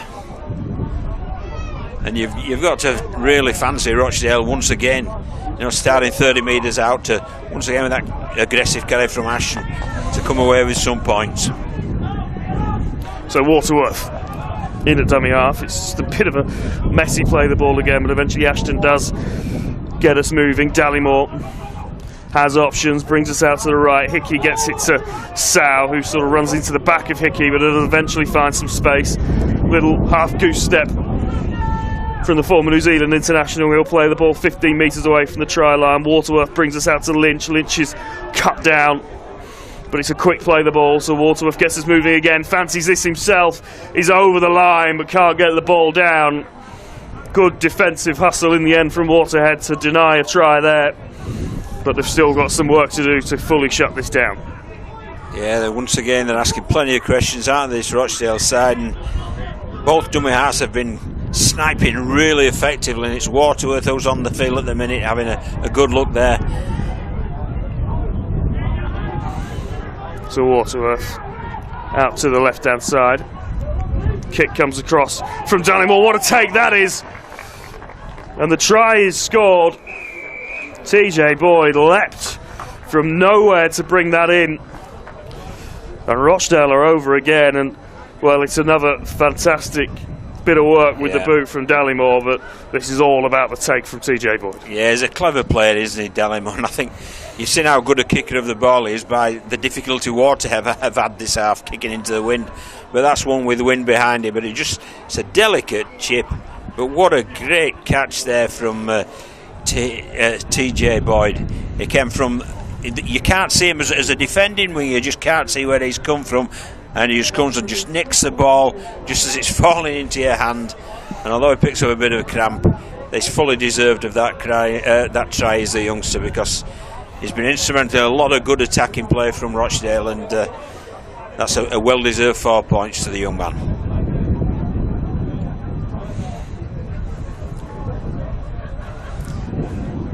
So Rochdale into the 50s.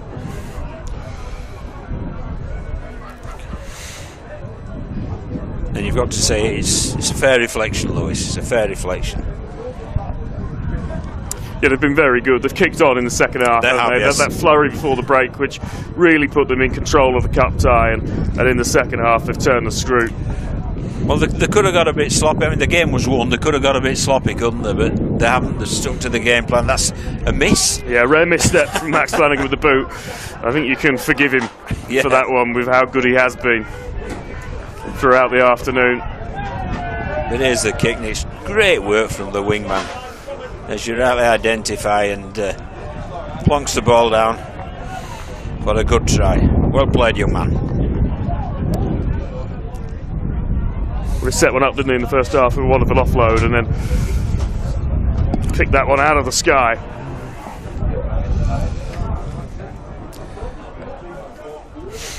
And now Waterhead again kicking off, go for a short one this time, and it nearly worked.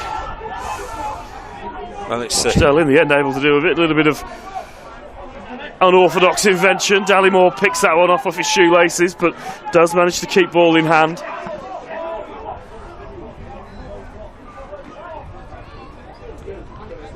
Off towards the 40 again come Rochdale, up on the front foot, moving the ball from the centre out to the right hand side is Andrade again, and he's really enjoying himself out there. Jordan Andrade eventually stopped.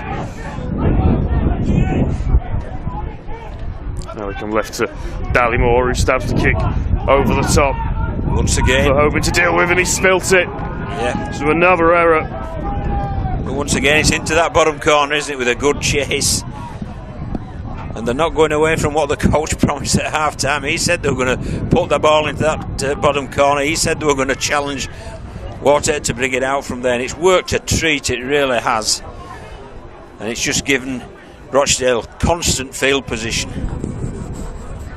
And when you put the penalties and errors on the back of that as well, you know, they've dominated possession, field position. And that's the reason the scoreline's at 50 points to 6 to Rochdale Hornets. So Dallimore will feed the scrum. And you would imagine the way that they've gone about it, they'll have a set move off the back of this, and the ball does come from the loose forward. Sal crashes into the 10-metre mark. Dallimore again directing his troops around him. Waterworth in the dummy half brings us to the right-hand side. Andrade with some soft hands moves the ball out to Metcalf. Metcalf this time unable to get over the line, so he'll play the ball a couple of metres short. Out we come again to Dallimore. Dallimore dummies and then cuts back inside. Still going, Dallimore does eventually move the ball onto Lloyd. Lloyd, it opens up in front of him. A late addition to the team sheet, but 4 points in his pocket. Rochdale continue to punish Waterhead for the mistakes that they're gifting them. And they have to move the ball around a bit off the back of that scrum, but eventually it opens up in front of Lloyd. Yeah, Dan Lloyd is absolutely delighted. A late replacement for Lewis Hatton, who pulled out in the warm-up, but we see Dallimore once again instrumental there. He's really enjoying himself. He's showing, he's going, he's using footwork, he's shrugging players off. Then he just provides the ball there to Dan Lloyd for crossing wide out. A real good try once again, but it's as soon as they get field position, whether it's from an error or a penalty, they're taking full advantage.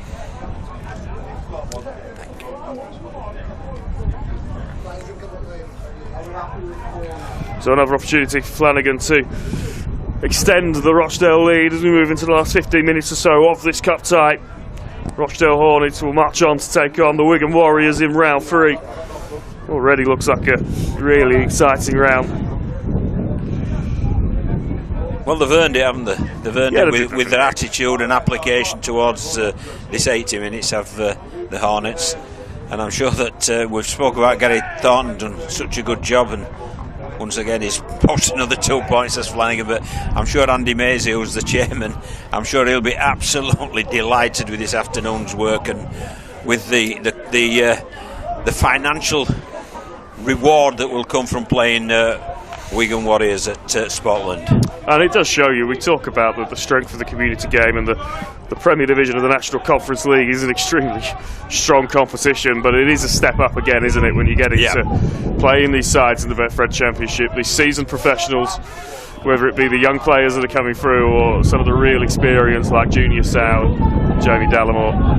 I think that's a great call, Lewis, because you know you've seen the youngsters like Flanagan and TJ Boyd who have been revelation. You've enjoyed watching them, but you've also seen your Andrades, your Dallimores who've just showed that hard-nosed professionalism. I like this kid as well, the young Hickey. I think he's been a handful lively, throughout. isn't he? Yes.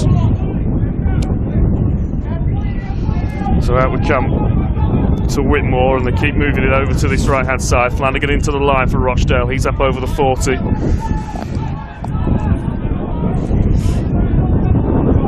And another penalty.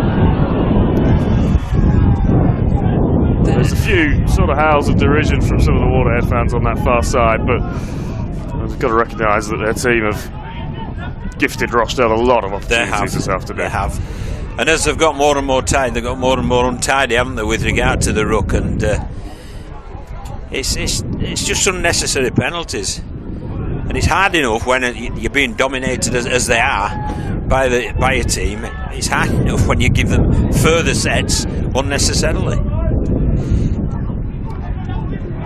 So now they come to left hand side. Here's Flanagan, ball over the top. Boyd unable to bring it in cleanly. TJ Boyd thought he was in for another there. Yeah. They moved the ball really sharply from right to left. We've mentioned a few times about the size of this pitch, the width of the pitch here. And they've taken full advantage, but they are difficult conditions, Lewis, as well. I think we've got to acknowledge, the quality of Rochdale play, because there's been a howling wind throughout. It is a tad chilly. We are in Oldham, and it is heavy underfoot as well. So it's a great compliment to the fare that Rochdale have provided, and the opposition that Waterhead have provided. They've just been too ill-disciplined for my liking, both making errors and with penalties. Trying to move the ball around a bit here, Waterhead, trying to find some space over on those edges. Rochdale's defence wise to it as we move into the last 10 minutes. Matthew Fletcher, who's tried his hardest today in difficult circumstances for Waterhead to try and keep them organised and moving around. I think, Lewis, I don't think you can question the effort of the Waterhead. No. They've really given their all, but I don't think they've been the smartest, And as that kick over the top straight into the bread basket for TJ Boyd. So they turn the ball over in another inviting position for Rochdale. Strong carry from Ashton. Well, we've just seen Rochdale take full advantage of this wind, haven't we? Because we've hardly had to play the ball up to our right, have we? We've been looking constantly down to our left-hand side, which is where Rochdale are attacking. So Waterworth brings us to the right-hand side to Whitmore. Whitmore to Hickey, who checks back to the left-hand side. Lynch will spin out of one tackle, eventually stopped on the ground. Waterworth brings us out to Dallymore.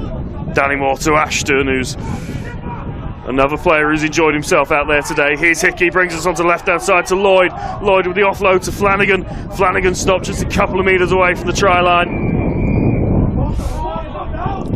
It's going to be another penalty, I think. Is it a late tackle? Whatever, it's a penalty to Rochdale. Another set to Rochdale. Kevin Moore is a call. But it's got to referee the laws of the game, hasn't it?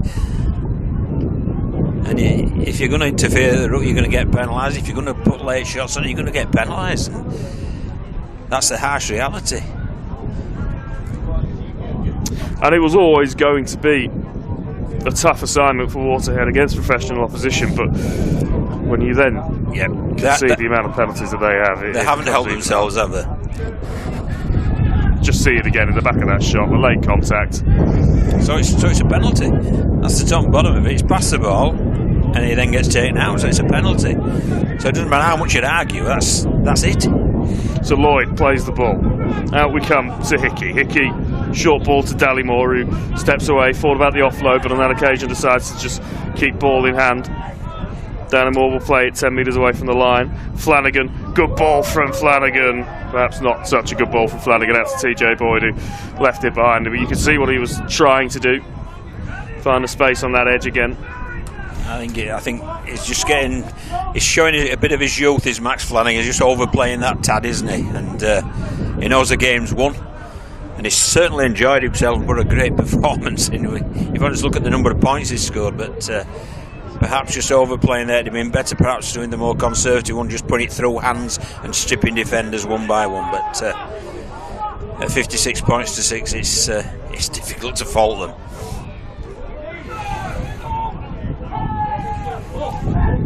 So Waterhead back with ball in hand, but as we have seen pretty constantly in this second half, they've got the job of coming out from underneath their own posts.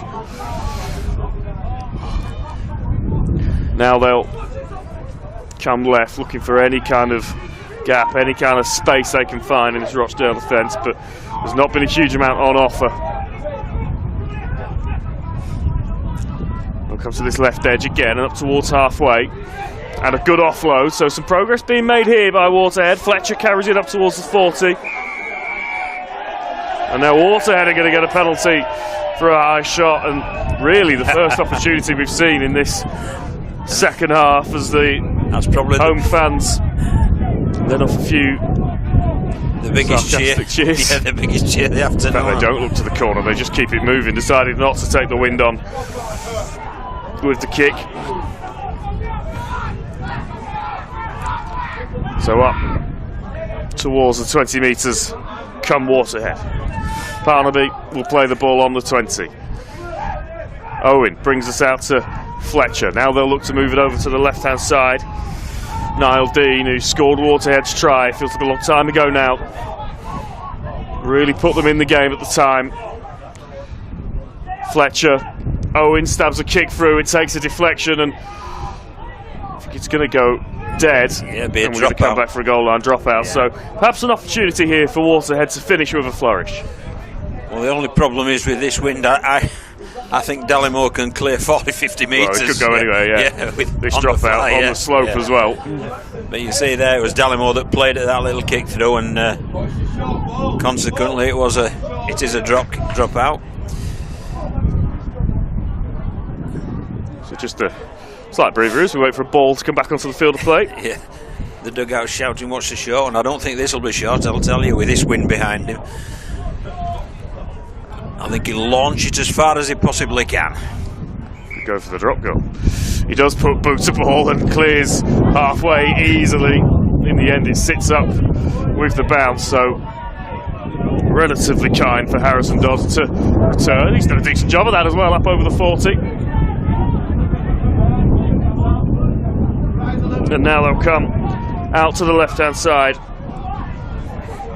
Luke Barber, who makes a few metres. Fletcher, Owen, some players out the back here. They come all the way out to Max Hoban on this wing. Just manages to keep himself in the field of play. This is much better from Waterhead, and a 6 to go as well, so more tackles in their pocket.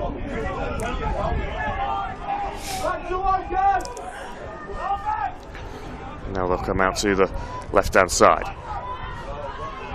Waterhead moving the ball well, putting themselves in a decent position here to get some more points on the board. They'll keep it short on this occasion to Barber, who tries to just muscle his way over from short range, stopped a couple of metres short. Out to Fletcher. Fletcher to Owen. Dodd at fullback does get the offload away, so Waterhead still moving forward with Birch. Birch will be stopped just 3 or 4 metres away.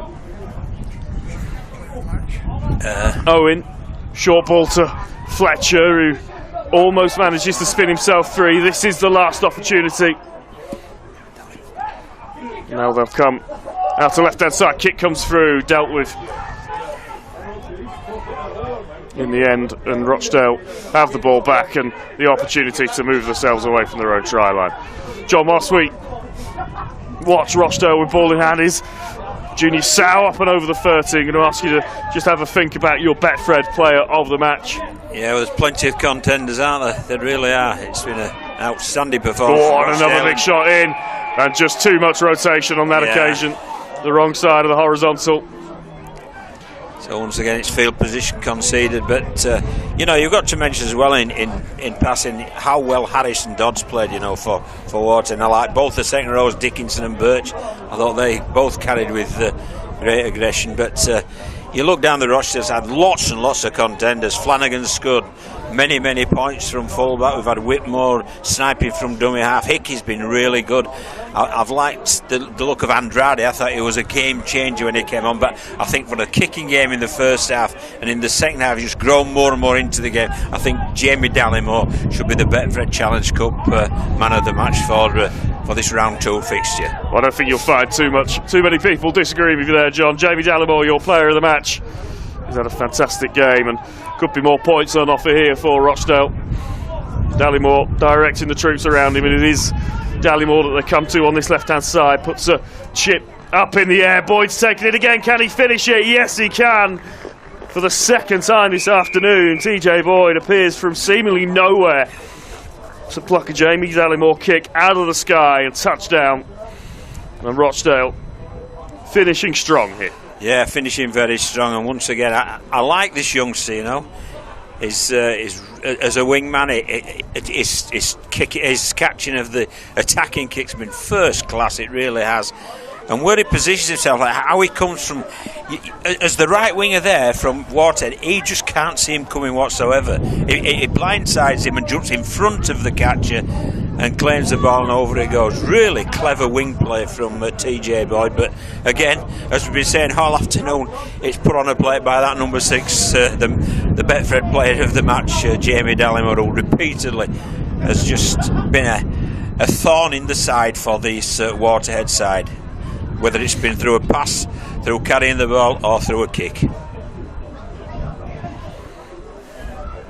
So Flanagan with maybe his last opportunity to have points this afternoon. Hooter sounds behind us. So Max Flanagan looks like he will have the final act of the cup tie, and that will be to attempt 2 more points as Rochdale move into the 60s. And you have to say, from probably the half an hour mark onwards, John, they've looked every part the professional side. Very much so. I think their attitude and their application to the game has been absolutely first class. Coach Gary Thornton and his coaching staff can feel very happy with that, and he's missed that kick as Flanagan. We haven't said that too often this afternoon, but they've just applied themselves perfectly to what could have been a banana skin of a tie, but because of how they've come here and how they've been prepared, they've just put this tie to bed, and comprehensive win of 60 points to 6 and a 3rd round tie against Wigan Warriors at Spotland over in Rochdale. I'm sure they'll be looking forward to that immensely.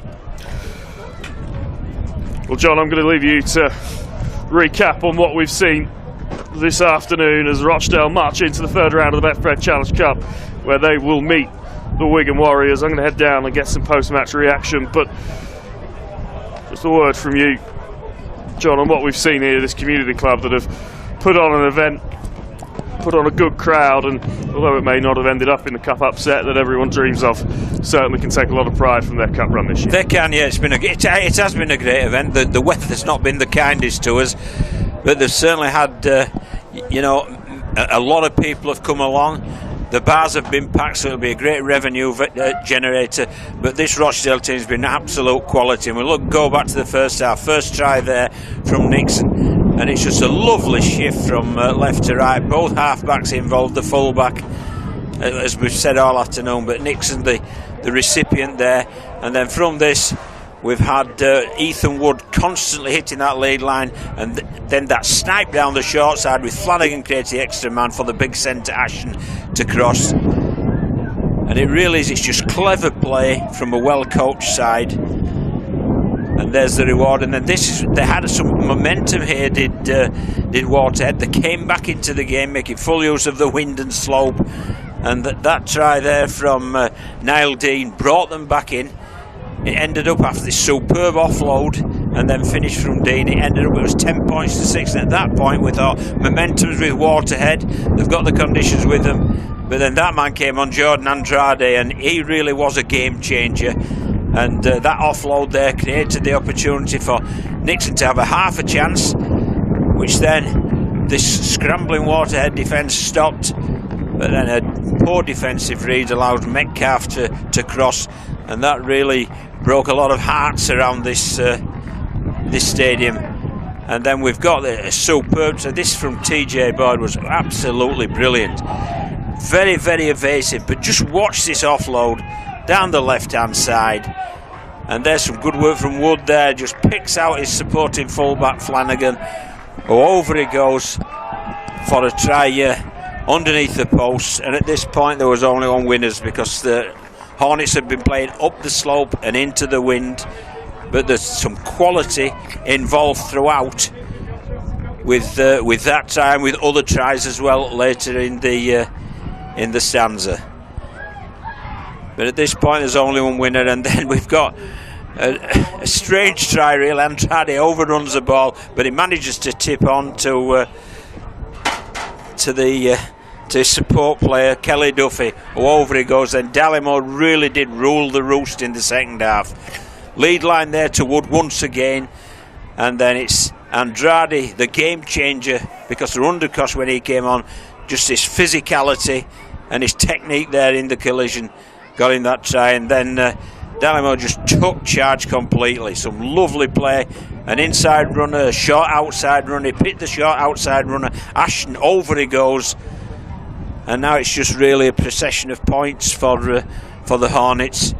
And once again, it's the 6 there. But this Hickey, he's been very elusive as well. And I love this finish here from Nixon. It's a great finish over at the far side. And that's worth the admission money alone there from the wingman. I'm sure he'll have that on his highlights reel time after time. Great try. And we're just building once again, and again it's that number 6. He's done it through passing, he's done it through running. This time he just puts boot to ball, and it's TJ Boyd who comes. He's the beneficiary of a real good quality catch and grounding of the ball. And again, number 6, he's taking the ball on, taking the line on, and he just picks out the late replacement Lloyd, who's coming for Lewis Hatton on the interchange bench, pulled out in the warm-up, and over Lloyd goes, and my word, isn't he pleased? He certainly enjoyed that. Number 6 again. This time we'll go boot to ball, and it's a replica from the earlier try for TJ Boyd. Delicate kick, but absolute quality positioning and timing from the wingman to cross wide out. And it's been really professional performance completely by Rochdale Hornets, and deserve it 60 points to 6 winners, and they fully deserve that tie against Wigan Warriors. And I think we can just hand over now to Lewis, who's got some interviews for us. Yeah, welcome pitchside with Betfred Player of the Match, Jamie Dallimore. Jamie, I think the scoreboard probably doesn't reflect how hard you guys had to work in that game. No, we knew all week after our last game we was prepping for this. Show them the respect, because we know they're a good side. Not many teams will go to Siddle in the NCL and get a victory, and they did, and they earned our respect straight away. They give us a good first half there and really had a good dig, and we knew coming down the hill with a wind, if we could just keep our game plan simple, we'll get them back end, and to be fair, that's where we've probably got them there. It felt like that 10-minute period just before half-time, you were able to just get a little bit of composure back, perhaps, go back to game plan, and maybe that's where you got the game won. Yeah, we needed a kick up the backside there, to be fair, because we got sloppy, but credit to them, they worked their way down the pitch and they grafted for one another, and they really had a good dig there today and put us under a lot of pressure, and we'll take a lot away from that going into next week, so fair play to Waterhead. And considering the conditions, the wind and the pitch underfoot, the fact that a lot of your tries came from kicks and out wide, credit to some of the football you played. Yeah, we've worked all week to try and promote the ball a bit more. Last week we was in like a mud bath, so today's a bit drier. We knew if we could get them to our edges where we've got some big lads running at pace, we could get them, so we've tried to move the ball a bit today, and I thought in spells there when it clicked we was pretty much untouched at times. And Wigan Warriors in round 3, not a bad cup draw, is it? No, I'm a Wigan lad, so it'll be massive for me and my family, and no doubt all the boys, there's some young lads in there that'll probably never get that chance again to play against Wigan, so we'll look forward to it, but we move to next week now, Workington. Well, enjoy it tonight, mate. Congratulations. We can bring in the Waterhead. Thank you.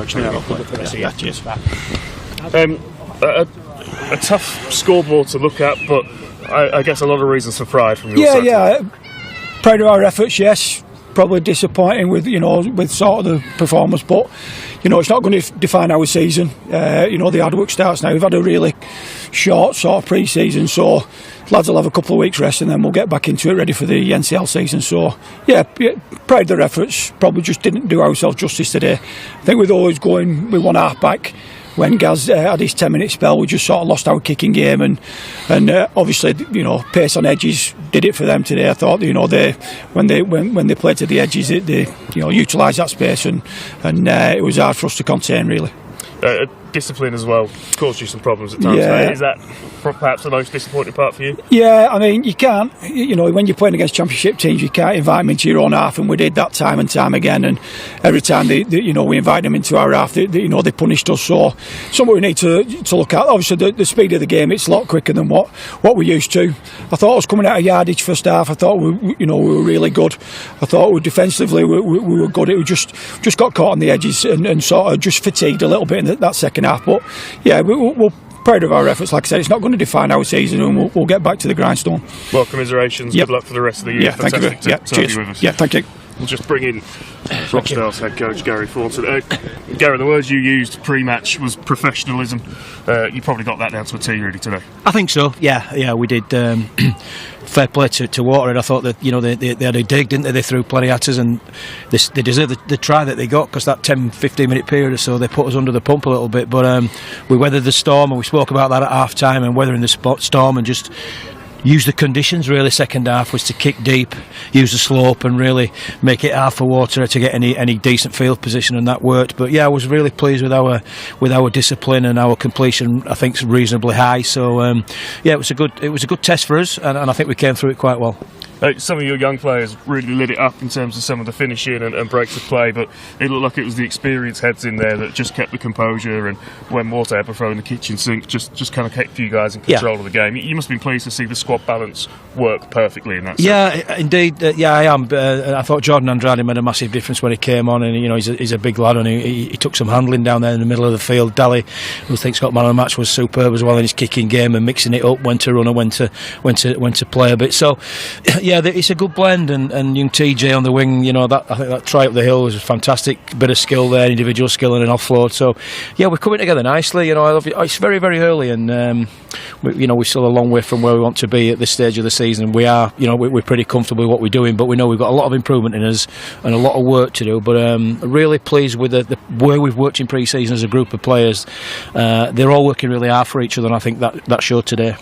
On to round 3 and Wigan Warriors. It's got the potential to be a real special day for the club and the players. It's massive. I mean, financially as much as anything, but what an opportunity for our young squad, young players to play against arguably the best team in the world, aren't they? So it's going to be a great occasion, I think. When the boys are already up for it, we're already talking about it, and we're 3 out of 3, so Wigan might be a little bit worried about us, mate. Well, Gary, thank you for joining us well done today. Congratulations. Thanks, Lewis. Thank you very much. Cheers. John Thank Keir you. in now. Let you get into the warm. Well done, Gary. Yeah, cheers, well John. done, Thank you. All the best.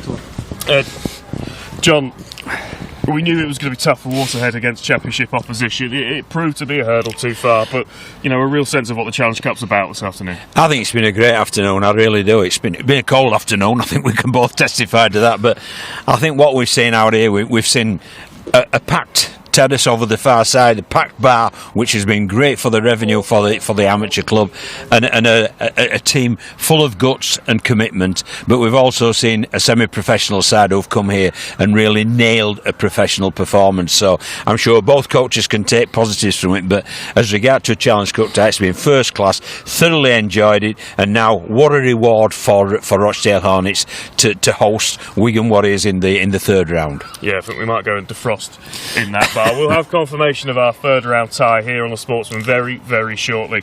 Thank you for joining us. It's Rochdale who march on to play Wigan Warriors in the third round of the Betfred Challenge Cup.